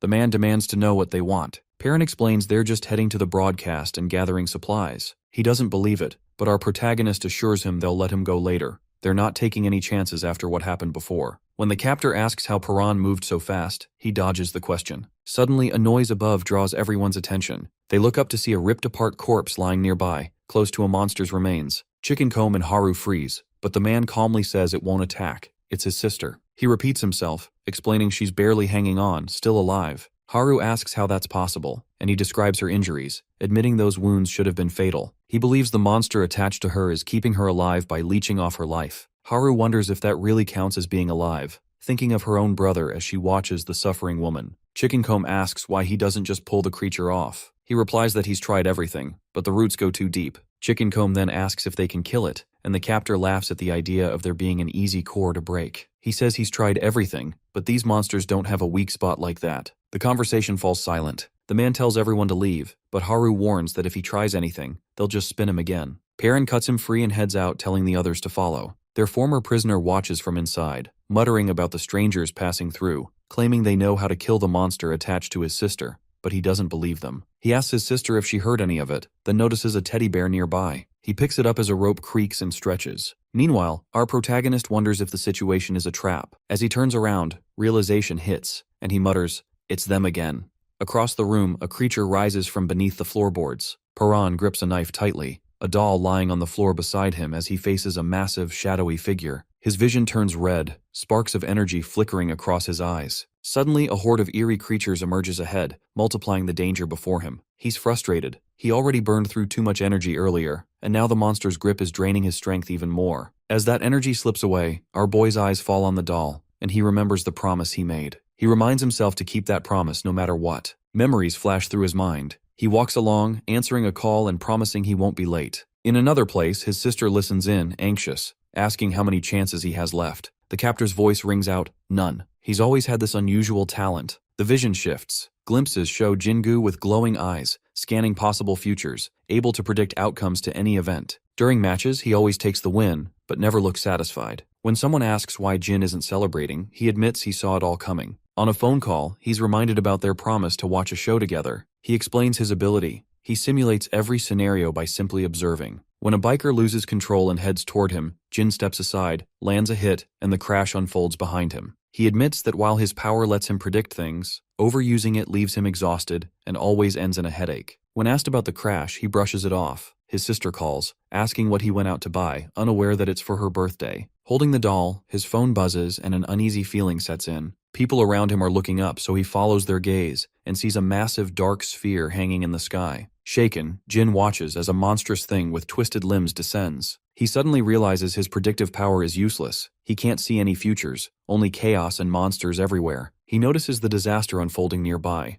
Then his phone dies, the internet cuts out, and the ground shakes as explosions erupt. Monsters swarm the streets. As energy surges through him, Jin braces himself, clutching the doll, determined to survive as the world collapses around him. Jin wanders the ruined streets, trying to figure out what the monsters really want. Are they after human blood, or do they aim to wipe out all life? When a beast lunges at him, he dodges, counting the distance back to his shelter and thinking only of protecting his sister. He finally makes it home, stepping inside and spotting a red line trailing across the floor. Following it deeper into the house, he pieces together the situation. Up ahead, he finds a mangled body. Gripping his knife, he quickly dispatches the threat. The next day, the mysterious planet in the sky is gone, but the monsters are still everywhere. Jin carefully seals every crack and opening in the house to keep them out. Inside, he finds his sister's body twitching, a parasite clinging to her. He has already tried, and failed, to pull it off, but he refuses to give up. One failed attempt isn't the end. There are more chances. He swears to save her, promising to rip the thing off no matter what. He studies the monster's healing process. Each one seems to regenerate differently, and wonders if there's a limit, maybe tied to how much they eat. He's seen them do more than just eat. Maybe that's what really drives them. If he can force the parasite to keep healing, maybe it'll eventually wear itself down and die. He keeps trying to sabotage its regeneration,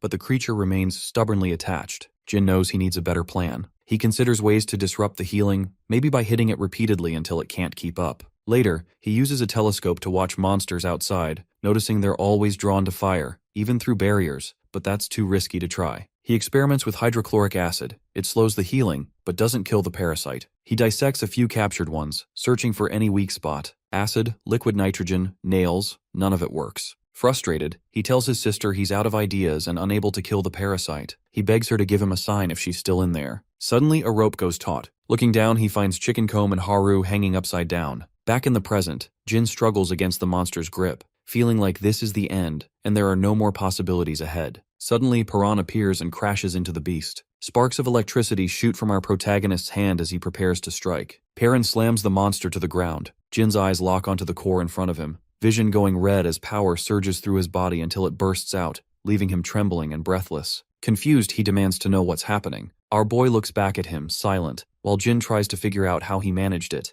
The others mention they only returned because someone forgot a bag. Perrin repeats his advice: you have to hit the core, though he warns most people probably can't see it. Jin insists he can, recalling the glow he once saw coming from his sister. Perrin confirms that's the core. Jin asks why the glow appeared in his sister and not the monster itself. He says if setting her free means killing her, then he'll do it. Our protagonist explains that as long as her heart keeps beating, the parasite will remain. Jin looks at his sister, determined to end her suffering himself. He picks up a toy rabbit, wishing her a happy belated birthday. Standing over her with knife in hand, he sees black tendrils wrapped around the core on her chest. She lies still, the stuffed toy beside her, as he hesitates with the blade. Memories flash. Her smile, meals together, her riding on his shoulders. His grip tightens. He thanks her, saying it over and over, eyes on her body. To his surprise, she responds faintly, telling him she always heard him. Jin admits he's lost, unsure what to do now. Paran appears with Haru and Chicken Comb as Jin comes downstairs, remembering his sister's final words,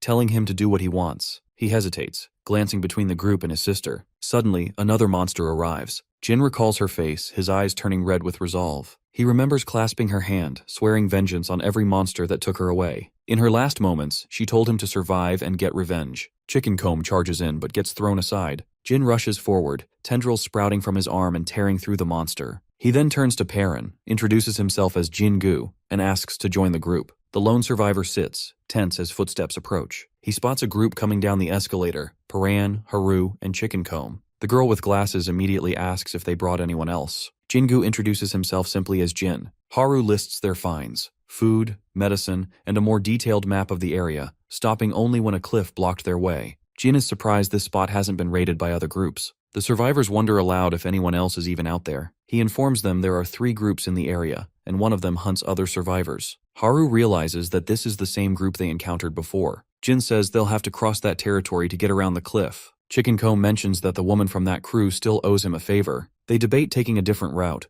but Jin argues it would be risky and take too long. He insists he's got it under control and warns the group not to reveal our protagonist's bunker training to anyone. The others bristle, questioning who put him in charge, but he claims he's the smartest one here. Later, Paran is training, weighed down with heavy gear, his eyes sharp and focused. Jin asks about his strength, and our boy explains he trained in the bunker his whole life. Jin presses for details about his routines and what he used to eat. Paran, uncomfortable, asks him to stop, but the questioning doesn't let up. Finally, the young fighter says he hides out here and asks how Jin even found him. Jin replies that he followed a light, and that now he can see the life force in people, including Paran. This reminds our protagonist of something his dad used to say. Jin wants to know how the man knew about life force and why he built a bunker in the city to train his son. He calls Paran's dad a lunatic. Memories stir. His father wasn't always like that. At first, the man supported Paran's dream of seeing the surface, but eventually became obsessed with prepping for the apocalypse, which led the boy to rebel. Jin suggests maybe the father already knew about the monsters or the apocalypse in advance. Perrin admits it's possible. Jin asks if he's certain his dad is dead. Paran recalls watching him fall from a great height with monsters diving after him. Jin points out that doesn't necessarily mean the man is gone, and that Paran may never know for sure. Paran sits on the floor as Jin suggests that his father might still be out there. Our boy replies that if his dad were alive, he'd already be here looking after him. Jin agrees, then shifts the conversation, asking how he moved so quickly during their last fight. Perrin demonstrates the move, confirming if that's what Jin meant. He explains that you have to focus your life force into your fingertips, but the real challenge is being able to feel it in the first place. Jin says he can feel it. His hands start shaking as he remembers the sensation of having all his energy drained. He insists that feeling is real and shouts that this must be his life force. Blood starts to drip from his nose and sparks flicker. Perrin asks if he's all right, but Jin insists he's fine and demands the strength to defeat monsters. Electricity spreads across his skin as he admits he wants to be just like our protagonist. Suddenly, Jin stumbles and collapses, with Paran calling his name as he falls. Jin wakes up in bed, overhearing Byum talking to Chickencomb, who's lying in the patient's bed nearby. Jin learns he's been unconscious for 3 hours and notices his power still isn't working. Later at the station, he meets with a craftsman who hands over the weapon Jin requested,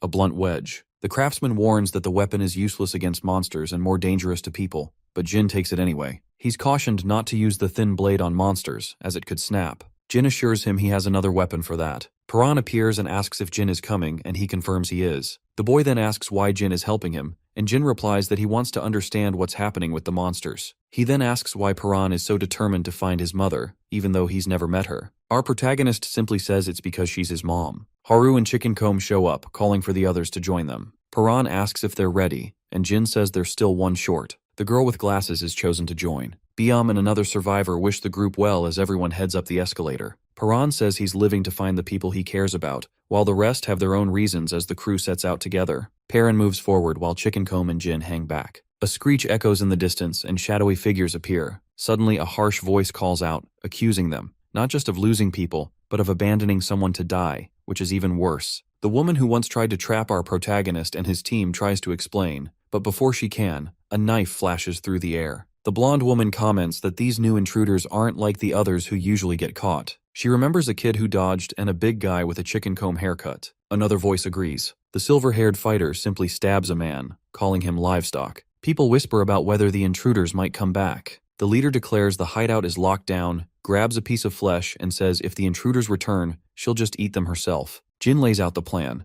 They need to cross the thieves' territory, which is divided into 3 zones, without being caught. He insists that everyone must sneak through, no fighting. Chickencomb is excited by the challenge, but Paran doubts they can all make it through undetected. He says he could probably do it alone, but isn't sure about the whole group. Jin grins confidently, assuring them that if they follow his instructions, everything will go smoothly. Our boy notes that he could always sense life while in the bunker, but Jin only developed that sense after getting captured. Chickencomb points out they're short-handed. The girl with glasses arrives, and Jin suddenly grabs her bag, catching her off guard. He warns everyone that they're now at the edge of the thieves' territory. Showing the map, he explains the hand signals. A pointed finger means go. Avoid enemies at all costs. A clenched fist means attack. A retreat signal means run if things get dangerous. And touching his chin is his signal for lying. Perrin questions the odd signal, asking when they'd ever use it, but Jin says it's just in case and probably won't matter, urging everyone to keep moving. Chickencomb backs him up. They carefully creep through the ruins with Jin leading them to cover whenever he spots thieves nearby. The thieves, meanwhile, are distracted, whispering about finding a hidden box. Jin tries to signal the group, but Chickencomb misreads it and charges at the thieves, knocking one out with a punch and fighting another. One thief yells threats and gets ready to fight, but our protagonist grabs and restrains him. The girl with glasses explains that Jin's signal meant to sneak past, and she scolds them for blowing their cover, even though they won. Chickencomb admits he misunderstood the signal. Jin says it's alright since there aren't more thieves around, but now they have to decide what to do with the ones they caught.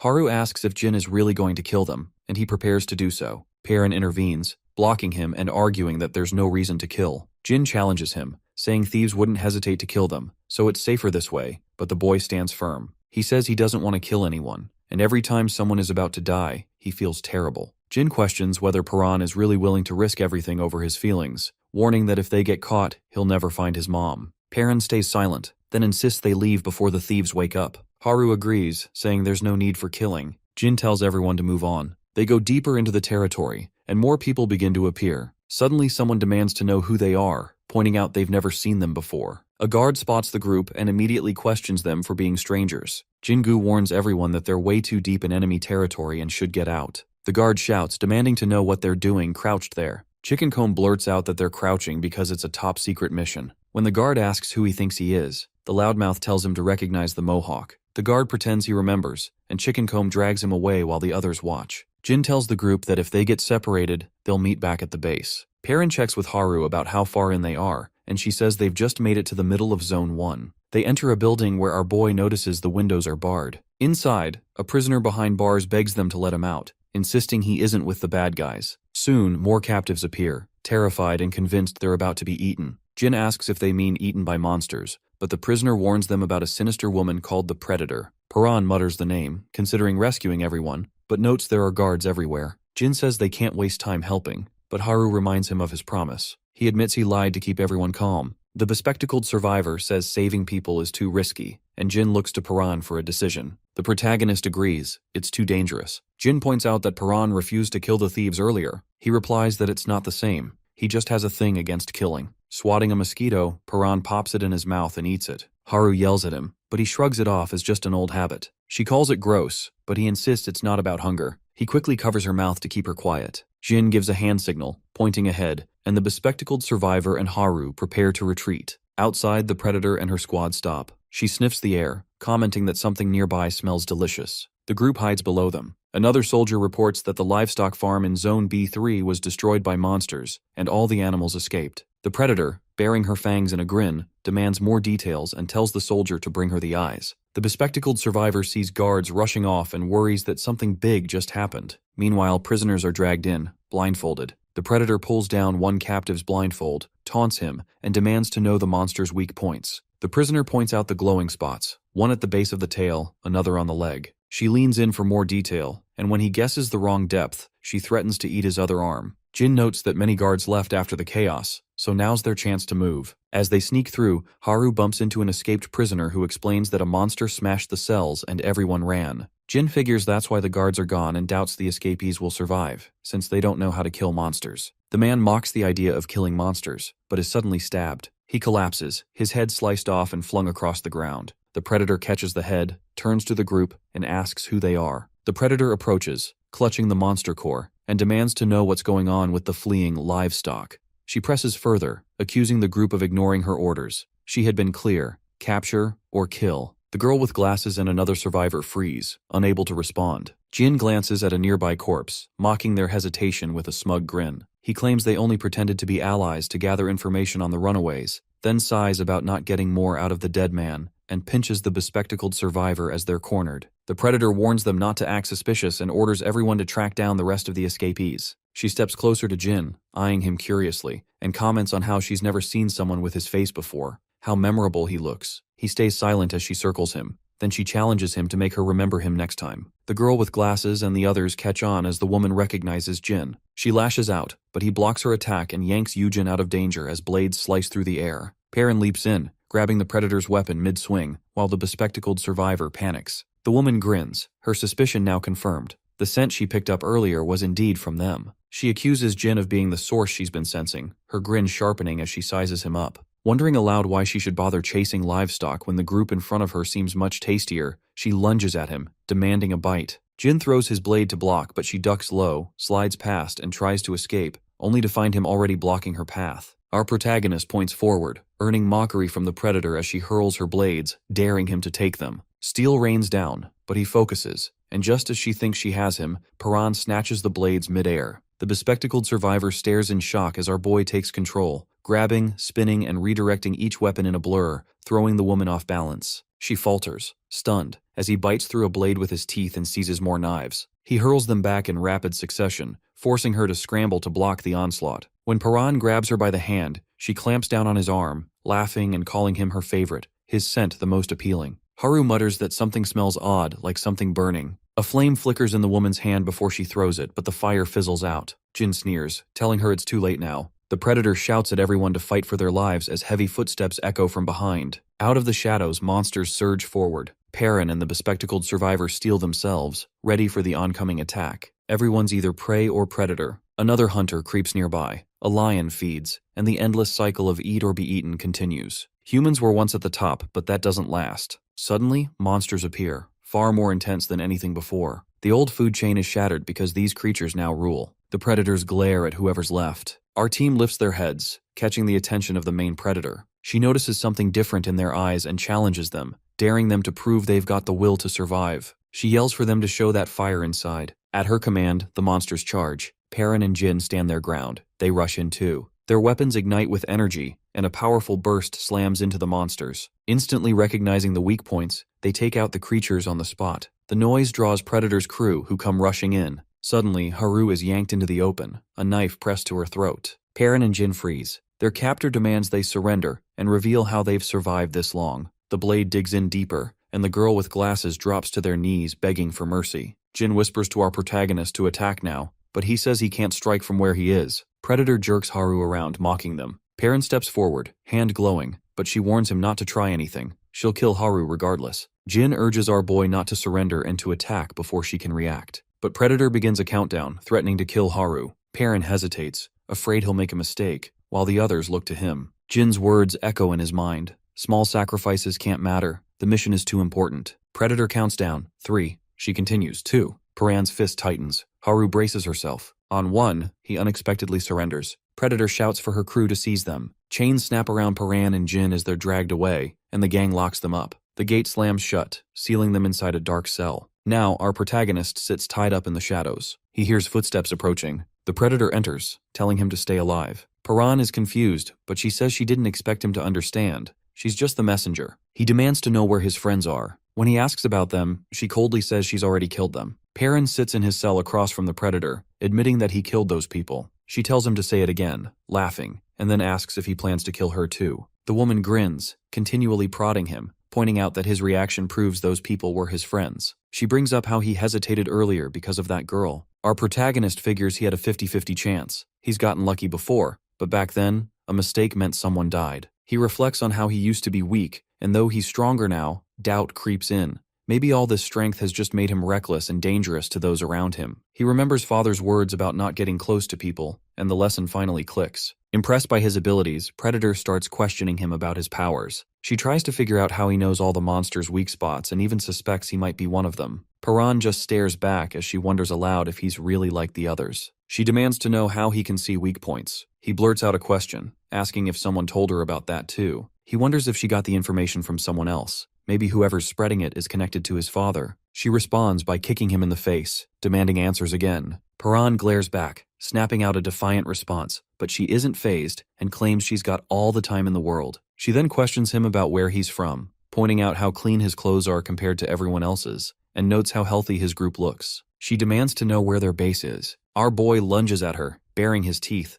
but Predator slams him down and teases him about being hungry, saying she's not about to be lunch. Perrin swears he'll never talk. She laughs, calling him livestock. As she keeps hitting him, Predator questions whether he's even human. She turns to one of her men for an opinion. The man says he can see this inner light in people, just like in monsters, and sees it in her too. Looking at Perrin, he says his light is especially bright and radiant. Predator mutters that it must be life force and declares that he smells delicious. He's definitely the most interesting one here. Another man interrupts, warning that food supplies are low, tensions are rising, casualties are increasing, and people are demanding executions. He urges her to find the group's base, but Predator shrugs it off. Instead, she grabs Perrin again, pressing for answers. When he refuses to talk, she proposes a game. Stuck in her grip, he glares back. She slashes him, watching how quickly he heals and taunts him to keep going, laughing about how long she can drag this out. He endures the repeated beatings and cuts, healing each time only to be hurt again. While our protagonist lies battered on the floor, footsteps approach. A man whispers for him to keep quiet. Perrin recognizes him. The stranger says he's also a prisoner, used to be livestock, and that his body was altered so he can now see lights. Perrin asks if he means life force,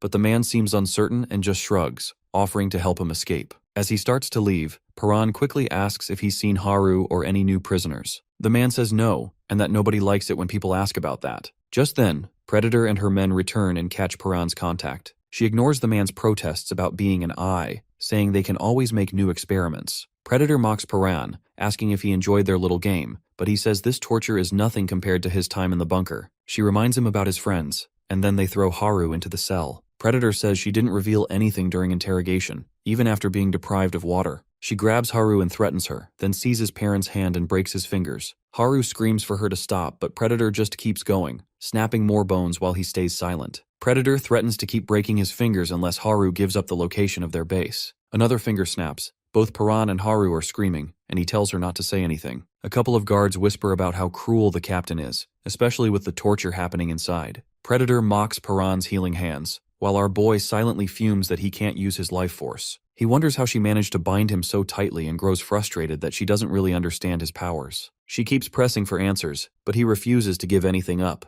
When Predator demands the location of their base, he hesitates but ultimately stays loyal to his group. She grabs a pair of pliers, threatening to see if his fingernails will heal if she rips them off. Haru is terrified. When Predator finally calls it a day, our protagonist is left alone, haunted by father's voice warning that caring for others only leads to pain and weakness. Outside, Haru watches, guilt twisting inside her as she sees what Paran endures. He realizes all of this began the moment he learned what it means to care for other people. Her horror grows when Predator strolls back in, threatening to go after his toenails next. Suddenly, Haru yells that she'll take his place. Predator is surprised, teasing her about her feelings for the boy, but Haru keeps quiet. Pretending to be bored, Predator shifts her focus, grabbing Haru and getting her tools ready while Paran remains restrained. Haru apologizes, and just as Predator is about to start, he shouts that he'll cooperate. Predator is pleased, until Jin arrives. She asks where he's been, and Jin replies that he's ready to give up the base's location. Water drips, and Predator grins, but Haru doesn't believe he'd really betray them. Jin ignores her and tells Paran to listen. He claims he doesn't need our protagonist anymore, saying he thought Paran was the key to understanding monsters,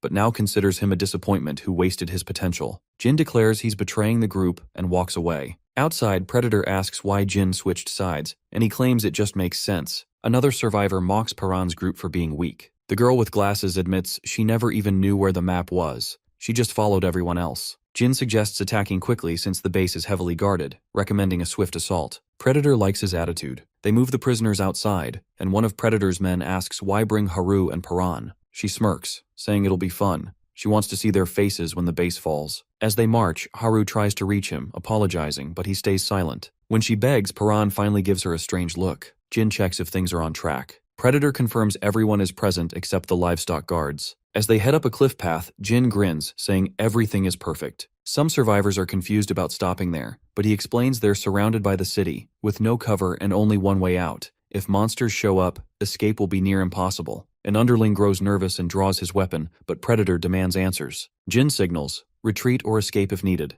Escaping is more important than fighting. He gives the final signal. Paran recalls that touching the chin means Jin is lying, realizing he only pretended to betray them to keep the ruse alive. While Haru reacts and our boy clenches his fists, he reveals a hidden key tucked beneath his tongue. She catches on instantly. Jin continues to act normal under Predator's watchful eye, subtly holding up 2 fingers, the signal to attack if necessary. As Predator is distracted, Haru unlocks Paran's cuffs. He stands, free at last, energy surging through him. One soldier warns Predator that the boy is loose. With a fierce twist, Paran breaks the shackles completely and prepares to fight. Predator's men hesitate, but one steps forward, overconfident, even as she warns not to underestimate him. Paran steps up, Haru close behind. He stomps, cracking the ground, then delivers a punch that flattens a soldier's face and sends him flying with a blast of force. Paran knocks his opponent out with a single punch, sending the man skidding across the ground. The crowd erupts and shouts. Meanwhile, Jin signals up to someone on a ledge, who hits a detonator. An explosion rocks the canyon. Flames erupt, turning the entire battlefield into a fiery trap.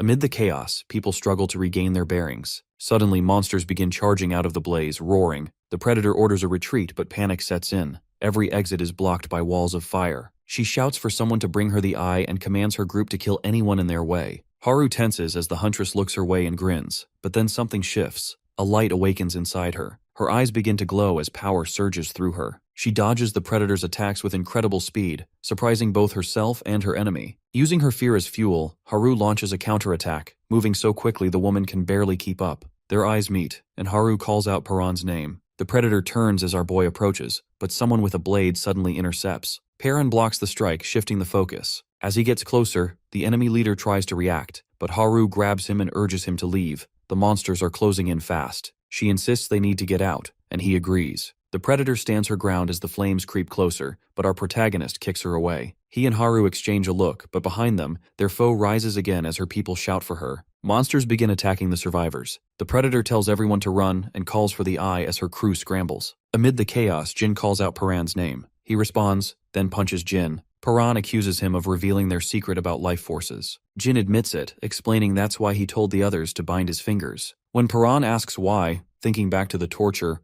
Jin insists it was the best move for him. He realizes Jin meant it, and the other boy confirms he never liked Paran, blaming him for being indecisive and saying he doesn't deserve his powers. Paran asks why Jin didn't dodge if he hates him so much. He could have avoided that punch. Jin says nothing. Finally, Jin admits he needs Paran. The young fighter is silent for a moment, then says Jin annoys him. Jin retorts that the feeling is mutual. Paran offers his hand, telling him to get up unless he wants to die here. Jin finally takes it, making it clear he has his own agenda, even with monsters and chaos all around. Survivors grab their weapons as orders are shouted to hold the line. The Predator demands to know where the eye is. Her crew responds that they've got him, and a soldier says someone volunteered. She praises the volunteer, promising rewards as a young man steps forward. Chickencomb watches as the boy pulls down his sleeve and says he can finally see again. Back then, Chickencomb was taken to a place where a monster was kept, all tied up, while a man watched with him. The man explained that the experiment almost never worked. Most people died if they couldn't handle monsters. He asked if Chickencomb was really sure about this, noting that usually only livestock were subjected to it. But the Mohawked fighter was determined. He wanted to keep up with Paran and Jin and didn't want to fall behind. Afterward, Ai realizes he can now see the monster's weak points. The predator yells at him to point them out. He turns defiantly and asks if they really think he's going to help.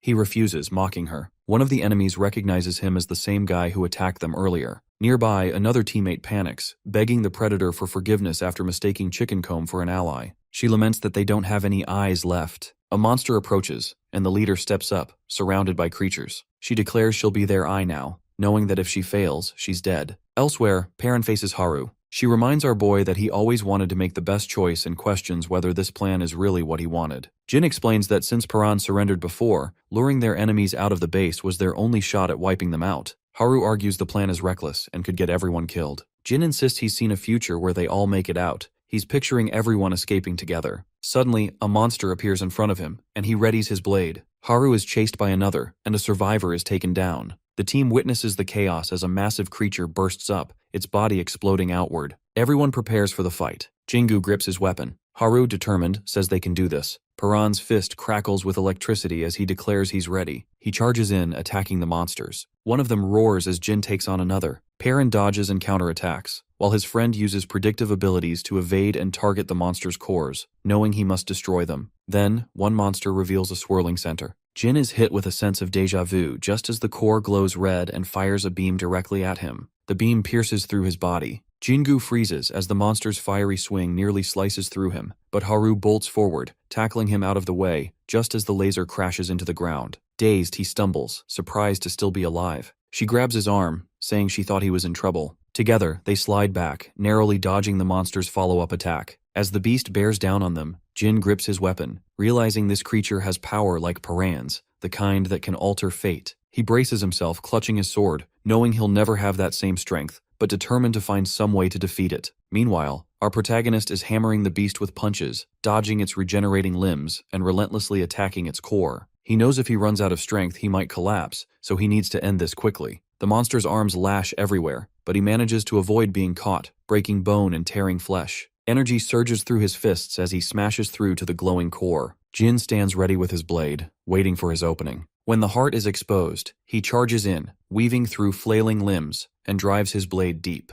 It cracks but doesn't shatter. The core pulses harder, blue sparks jumping through his hand. Paran appears beside him, shoving with raw force and channeling energy into it as the creature convulses. Our boy pushes harder, slamming the monster backward as its core flickers and tendrils writhe. Haru rushes in, ducking under limbs, but a wild swing forces her back. She and Paran cross paths as survivors scream for help, more monsters closing in. Elsewhere, the woman who had tried to trap them before grabs a collapsing survivor, pulling him up. Chickencomb appears, reminding her she still owes him a favor. She snaps at him annoyed, but he refuses to let it go. Realizing she's cornered, she finally agrees and asks for his help to escape, as chaos erupts around them on the battlefield. Meanwhile, the predator observes streams of life energy flowing across the fight, finally understanding Paran's power. Energy crackles in her eyes as she mutters into a phone about how long she's waited for this moment. Now that she can see the flow, she's desperate to know how to use it. After the clash, Paran checks on everyone, but Haru tells him people are more worried about him. He looks like he's running on empty. He insists he's fine and can keep fighting, so he pushes on, while Jin watches, thinking that Paran could have taken on all the monsters alone. Remembering his promise to wipe them out, Jin feels he's slowing the group down. He glances at our protagonist, wondering who the real failure is. Haru panics, shouting about where they're supposed to go as fire rages all around, but Jin stays calm. He has a plan. He's mapped out a route through the canyon, and when she asks how, he reveals he made a deal with the livestock prisoners. Perrin recalls someone mentioning a rescue mission and realizes Jin is at the heart of it. Our protagonist hears Jin say this was the best option he could manage. With that, the group sprints across burning ground, leaping into the canyon. Chickencomb and the woman appear, and he greets them. Haru is immediately suspicious about why the newcomer is with them now. Chickencomb asks everyone to pause, and the woman pleads to join. Jin warns her not to mess things up, or she's out.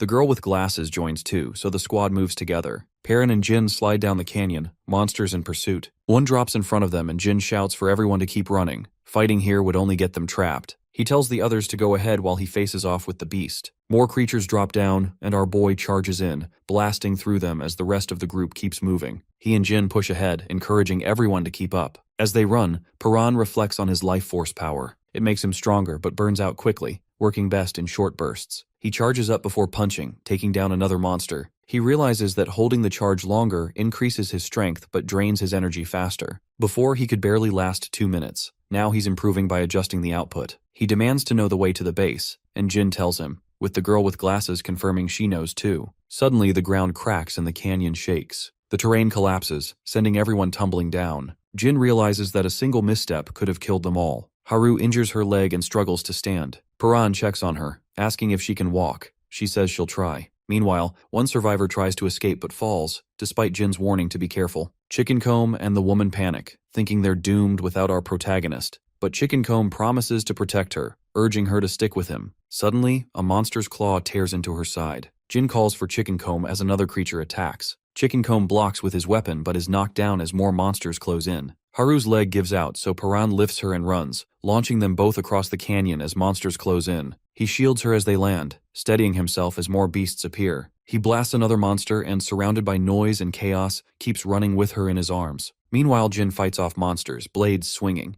Chickencomb defeats one creature but realizes the woman didn't make it, though she was a comrade, if only briefly. He calls Jin a comrade too, urging him not to fight alone. Together, they prepare for the next wave as monsters continue to attack. Monsters pour into the canyon, dropping down as Perrin stands firm, blocking their attacks before stomping forward. One beast charges, but our boy smashes through, throwing punch after punch until he knocks a core loose. He starts to feel the strain. One monster slashes his side, another clocks him in the face. Haru shouts for him to escape and save himself, but he refuses to leave. The protagonist steps up, declaring there's no way he's losing her now. Haru feels a surge of guilt, convinced his pain is her fault, haunted by memories of what he's endured. Paran is hurting but keeps fighting, thinking about how meeting her changed him, while she's convinced everything that's happening is because of her. She cries out, blaming herself for his suffering and torture. He steps in front of her and admits that maybe if they'd never met, none of this would have happened, but he doesn't regret any of it. He thinks of everyone he's met, Yujin, Chickencomb, Haru, and Biom,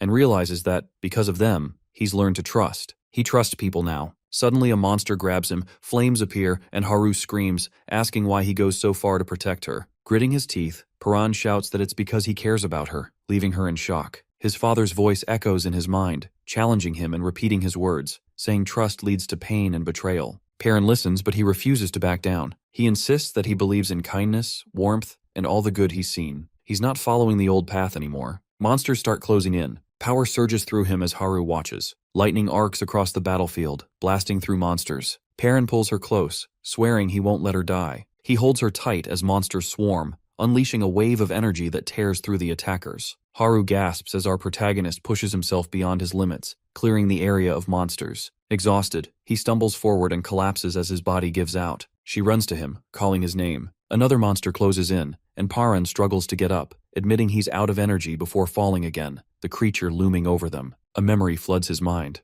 Little Paran, hearing his father's voice warning that his heart would bring pain and telling him never to go to the surface. His dad said that his heart would always pull him toward others and get him hurt, so he could never be allowed outside again. But he also said that if Paran ever decided to chase his dreams, he'd have to grow stronger even than his dad. Back in the present, the monster draws closer. Haru watches anxiously as his father's voice echoes. He must become strong enough to face any storm and go after what he wants. Summoning all his strength, our boy forces himself up, lightning gathering around his hand as his dad's words ring out, "Sky's the limit." Power erupts as he slams the ground, sending energy everywhere. Paran grabs the monster's power, his father's words echoing about the strength in their blood, the blue flame. He rips the core free as the enemy repeats, "This is the power of the blue flame." The monster's core flickers as Jin stands nearby, watching. Chickencomb explains that he can now spot weak points, thanks to the experiment they went through. He calls it the life force, insisting it exists inside them too. As the creatures close in, Jin keeps his distance while the mohawked fighter charges in. He notices that Chickencomb is attacking wildly instead of targeting vital spots, realizing this reckless approach will only get him hurt. The brawler yells for Jin to stay back. He wants to handle the monster himself, leaving his comrade frustrated and worried. Chickencomb gets hit and goes down, but he stubbornly rises again and dares the beast to try once more. Meanwhile, Paran is caught in tendrils, lost in memories of his childhood and his father's warnings. He recalls his dad repeatedly stressing the dangers of life on the surface and the risks of getting close to people. Our boy wonders why his father never trusted other humans. While he struggles to move, Haru calls out to him. Her voice is drowned out by the echo of his dad's words. The bunker is safe, and following the rules is the only way to survive. Paran remembers pretending to be asleep,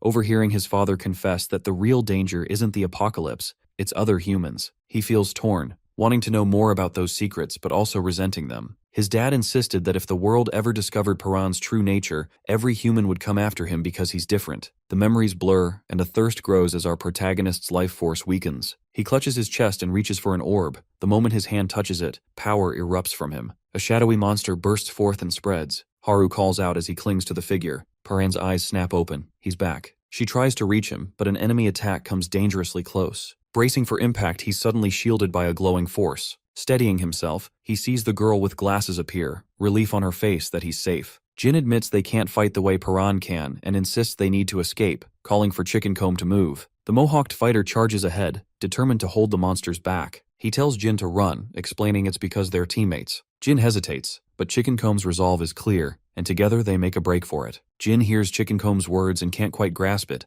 Is he really willing to throw his life away for something so simple? He grips his sword tightly. Suddenly, a monster's arm swings at the mohawked fighter. Jin shouts a warning and dashes in, his blades clashing against the attack. He blocks hit after hit, running survival scenarios in his mind. He realizes that if he bailed now, just like Chicken Comb suggested, he could still escape before the monsters close in. Yet he thinks about how Paran never follows the expected path and always finds his own way. He admits to himself that he's always just been an observer. Memories of losing his family to monsters flood in, and how he only gave up when every option was exhausted. Steadying his grip, he swings hard and lands a solid hit on the enemy, telling himself that if he had our protagonist's kind of power, this fight would be easy. He shouts that he could have shaped his own fate. Chicken Comb calls his name as monsters close in. Jin admits he's powerless, nothing like Paran. He resigns himself, thinking maybe this is the only way he knows how to survive as the beasts surround him. But then he stops, questioning why he's even living like this. His sister's face flashes in his mind, and her words echo in his memory. He remembers the promise he made to her, to get revenge and wipe out every last monster. Surrounded, Jin tightens his grip on his blade. He charges at the creatures, deciding in that moment that lacking power isn't an excuse. He must get stronger, no matter what, and take them down. He realizes he doesn't have to follow our boy's path. He can forge his own way to live and fight. Facing the monster, he recalls Paran's advice about channeling power from his fingertips and tries to harness his own strength. He stomps forward, feeling something different ignite within him. Determination turns into strength, and he lets it flow, swearing to destroy every monster. He thrusts his hand forward, energy exploding toward the enemy. Exhausted but focused, he draws willpower from his old promise and the memory of his sister. He imagines Paran beside him, both their powers blazing, and steadies his hand. Sparks shoot from his palm as he blasts the creature's chest. The monster explodes, torn in half by the attack. Jin clenches his sword and braces for more. He stomps ahead, slashing through monsters as they swarm from every side. Each hit lands true, until all the beasts are left in piles on the ground. The girl with glasses stumbles forward, dragging Paran along. As they move, he spots movement. Chicken Comb and Jin are still alive. They walk over and she asks what happened. Chicken Comb says they barely made it out thanks to Jin, but falls silent when she asks about the missing woman. Haru suggests they get out of there, but the bespectacled girl warns that someone is waiting up ahead. Before she can say more, footsteps interrupt. The predator steps right into their path. They demand to know why she's there. Predator advances, hurling accusations and calling them traitors, warning what happens to those who betray her and mentioning the woman who died. The girl with glasses snaps back with an insult, but Predator calls her slow. She tries to stand her ground, claiming their side has the advantage, but a sudden flash cuts her off.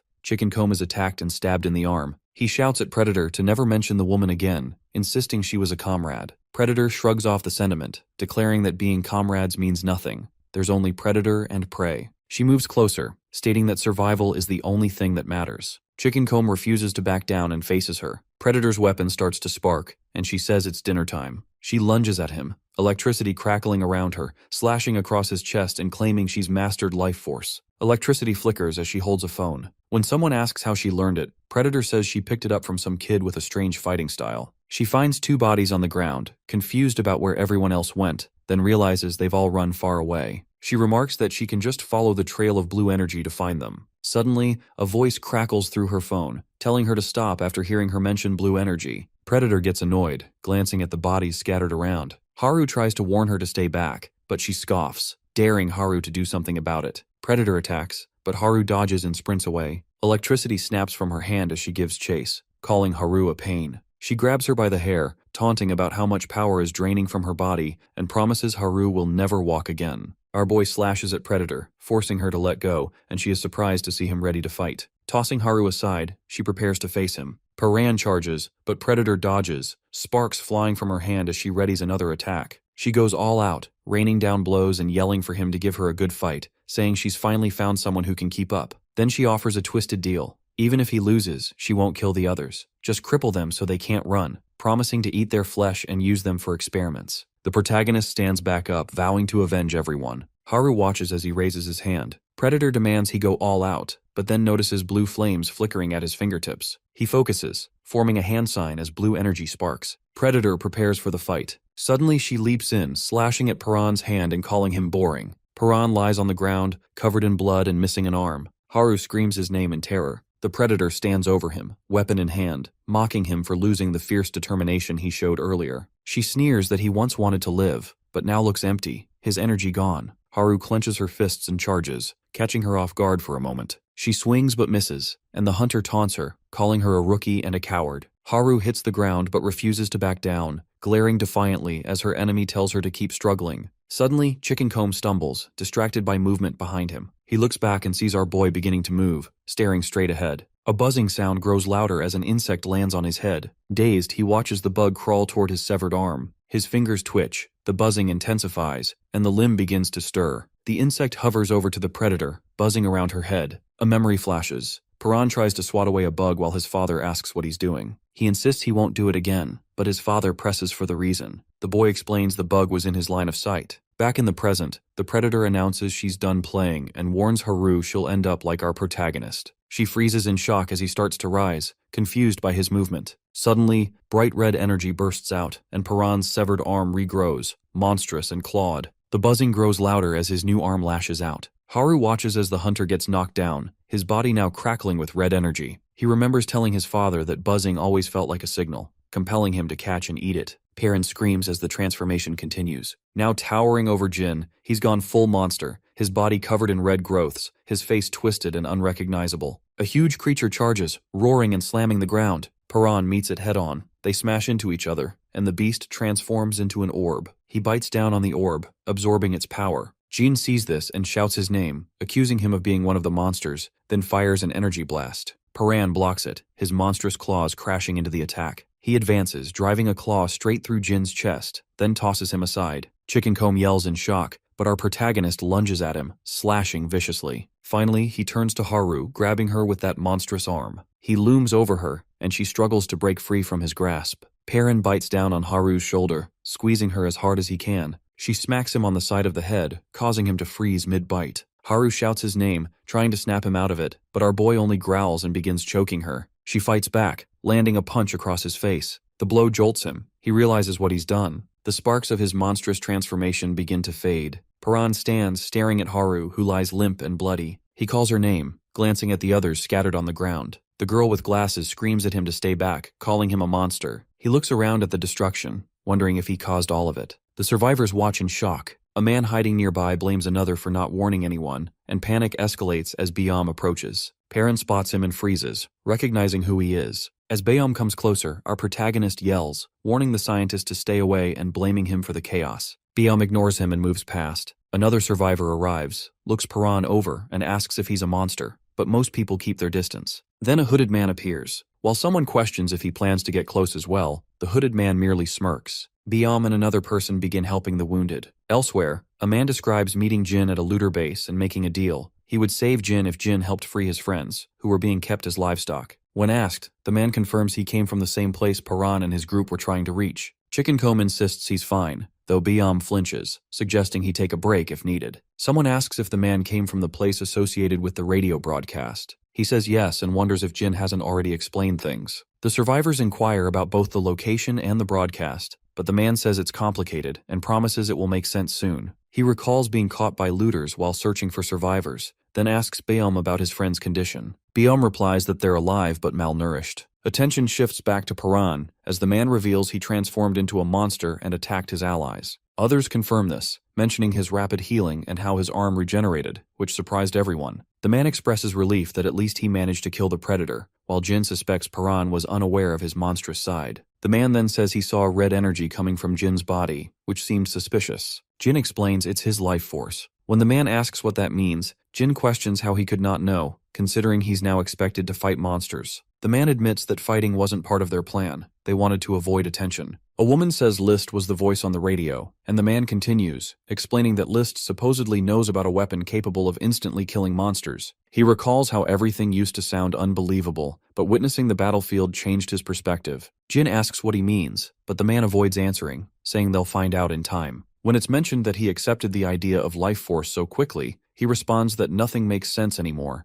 They live in a world where a mysterious planet hangs in the sky and monsters attack every 6 days. Jin wonders if the assaults will ever end. The group discusses how the invasion began without warning, and the man asks about Paran's whereabouts. Jin says he's nearby but keeping his distance. Our protagonist isolates himself, afraid of hurting someone again. The others feel safer with him gone, though the man says he wouldn't have joined if he'd known. Jin explains they haven't known Paran for long. Later, he tells the girl with glasses to keep Paran's belongings hidden. When she asks why, Jin says the newcomers might not be trustworthy. The group agrees to keep his secret. The man, Hui Min, expresses hope that they can survive together. He soon notices someone missing, just as the hooded man from earlier steps forward. A survivor explains that he helped move the injured. The hooded man approaches Paran and someone asks who he is. When the stranger reveals his face, Paran stares in shock. The man remarks that the hooded figure is the strangest among them, noting he hasn't said a single word. Jin tries to sense the life energy of those around him, but feels nothing from the hooded man, which unsettles him. Perrin asks what the man wants. The hooded figure then pulls back his hood, revealing golden eyes and red hair.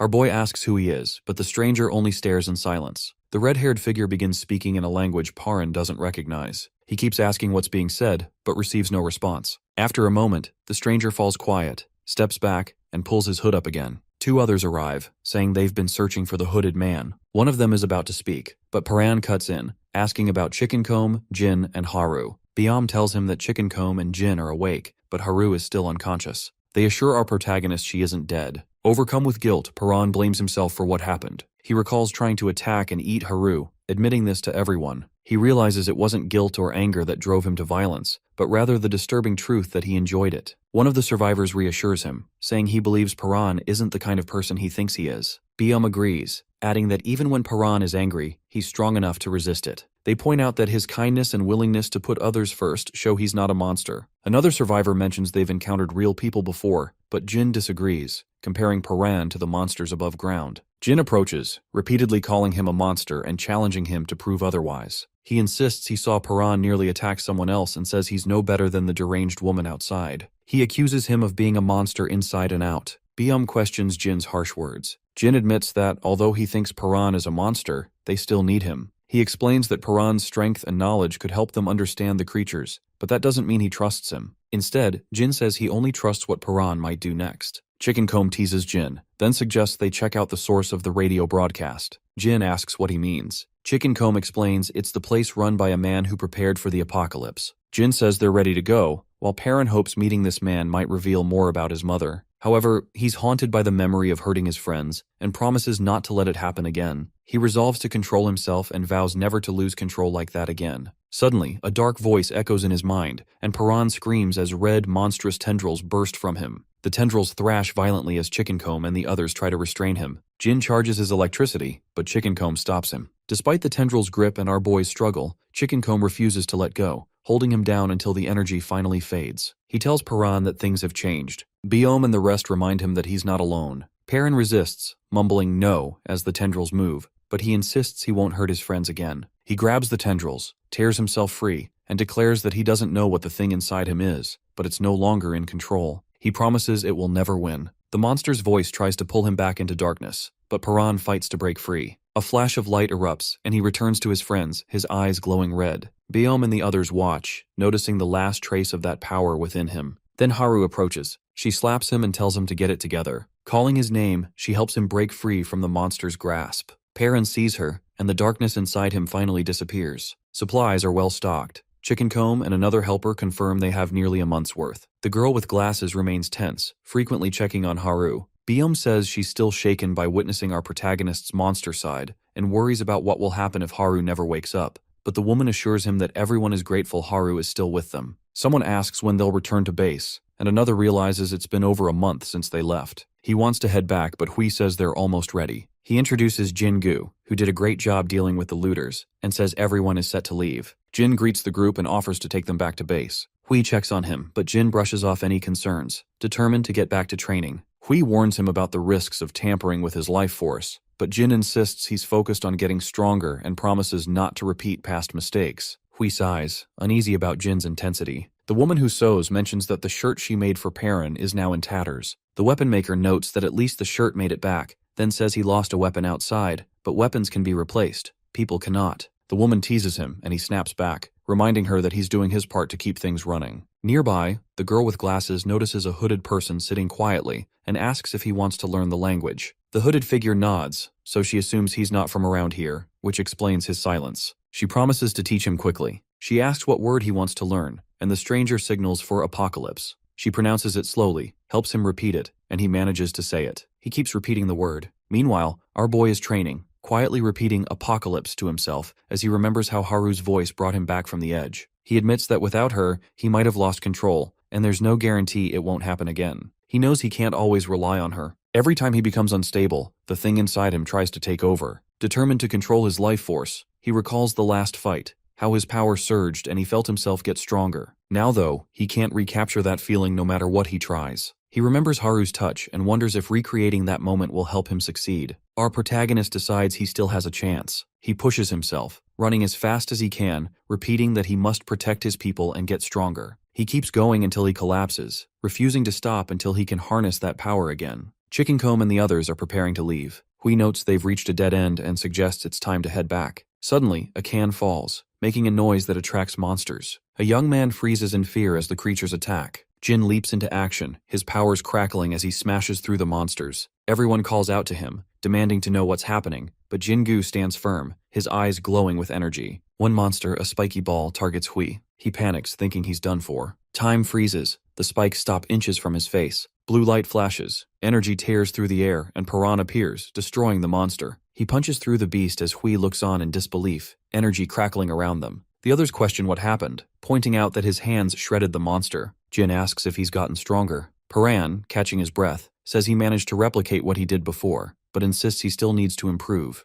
He knows it's the only way to protect those he cares about. Jin outlines their next steps. They need to find the source of the strange radio broadcast and meet the person claiming to be prepared for the apocalypse, hoping for answers. Later, Paran sits by Haru, tells her to keep resting, and promises to get stronger. He continues training, trying to master his life force. His veins bulge and his eyes change as he strains. Chickencomb, Jingu, and the others watch as his eye takes on a strange appearance. He regains control. Byum Huang calls out, asking him to wait, but Chickencomb checks if he's all right. Paran's red eye stares ahead as a dark figure appears in his mind, but he insists he's fine. The group moves on through the ruins. Later, someone is walking around and finds a pair of broken glasses, surprised by how damaged they are. More people gather, and one is called out for not working, trying to play it off when the leader notices the glasses. The leader is shocked and demands to know where they were found. The person says they were just lying on the ground, but another recognizes them by the chain and suddenly urges everyone to leave, insisting it's too dangerous. One thinks it's a lucky find and doesn't understand the urgency. The leader explains the glasses mean their owner is still alive. Another says they saw him earlier, remembers seeing fruit and signs of a struggle, and says they must warn the others. A figure steps out into the sunlight, and everyone realizes it's the man they fear. The terrified one panics as the figure approaches.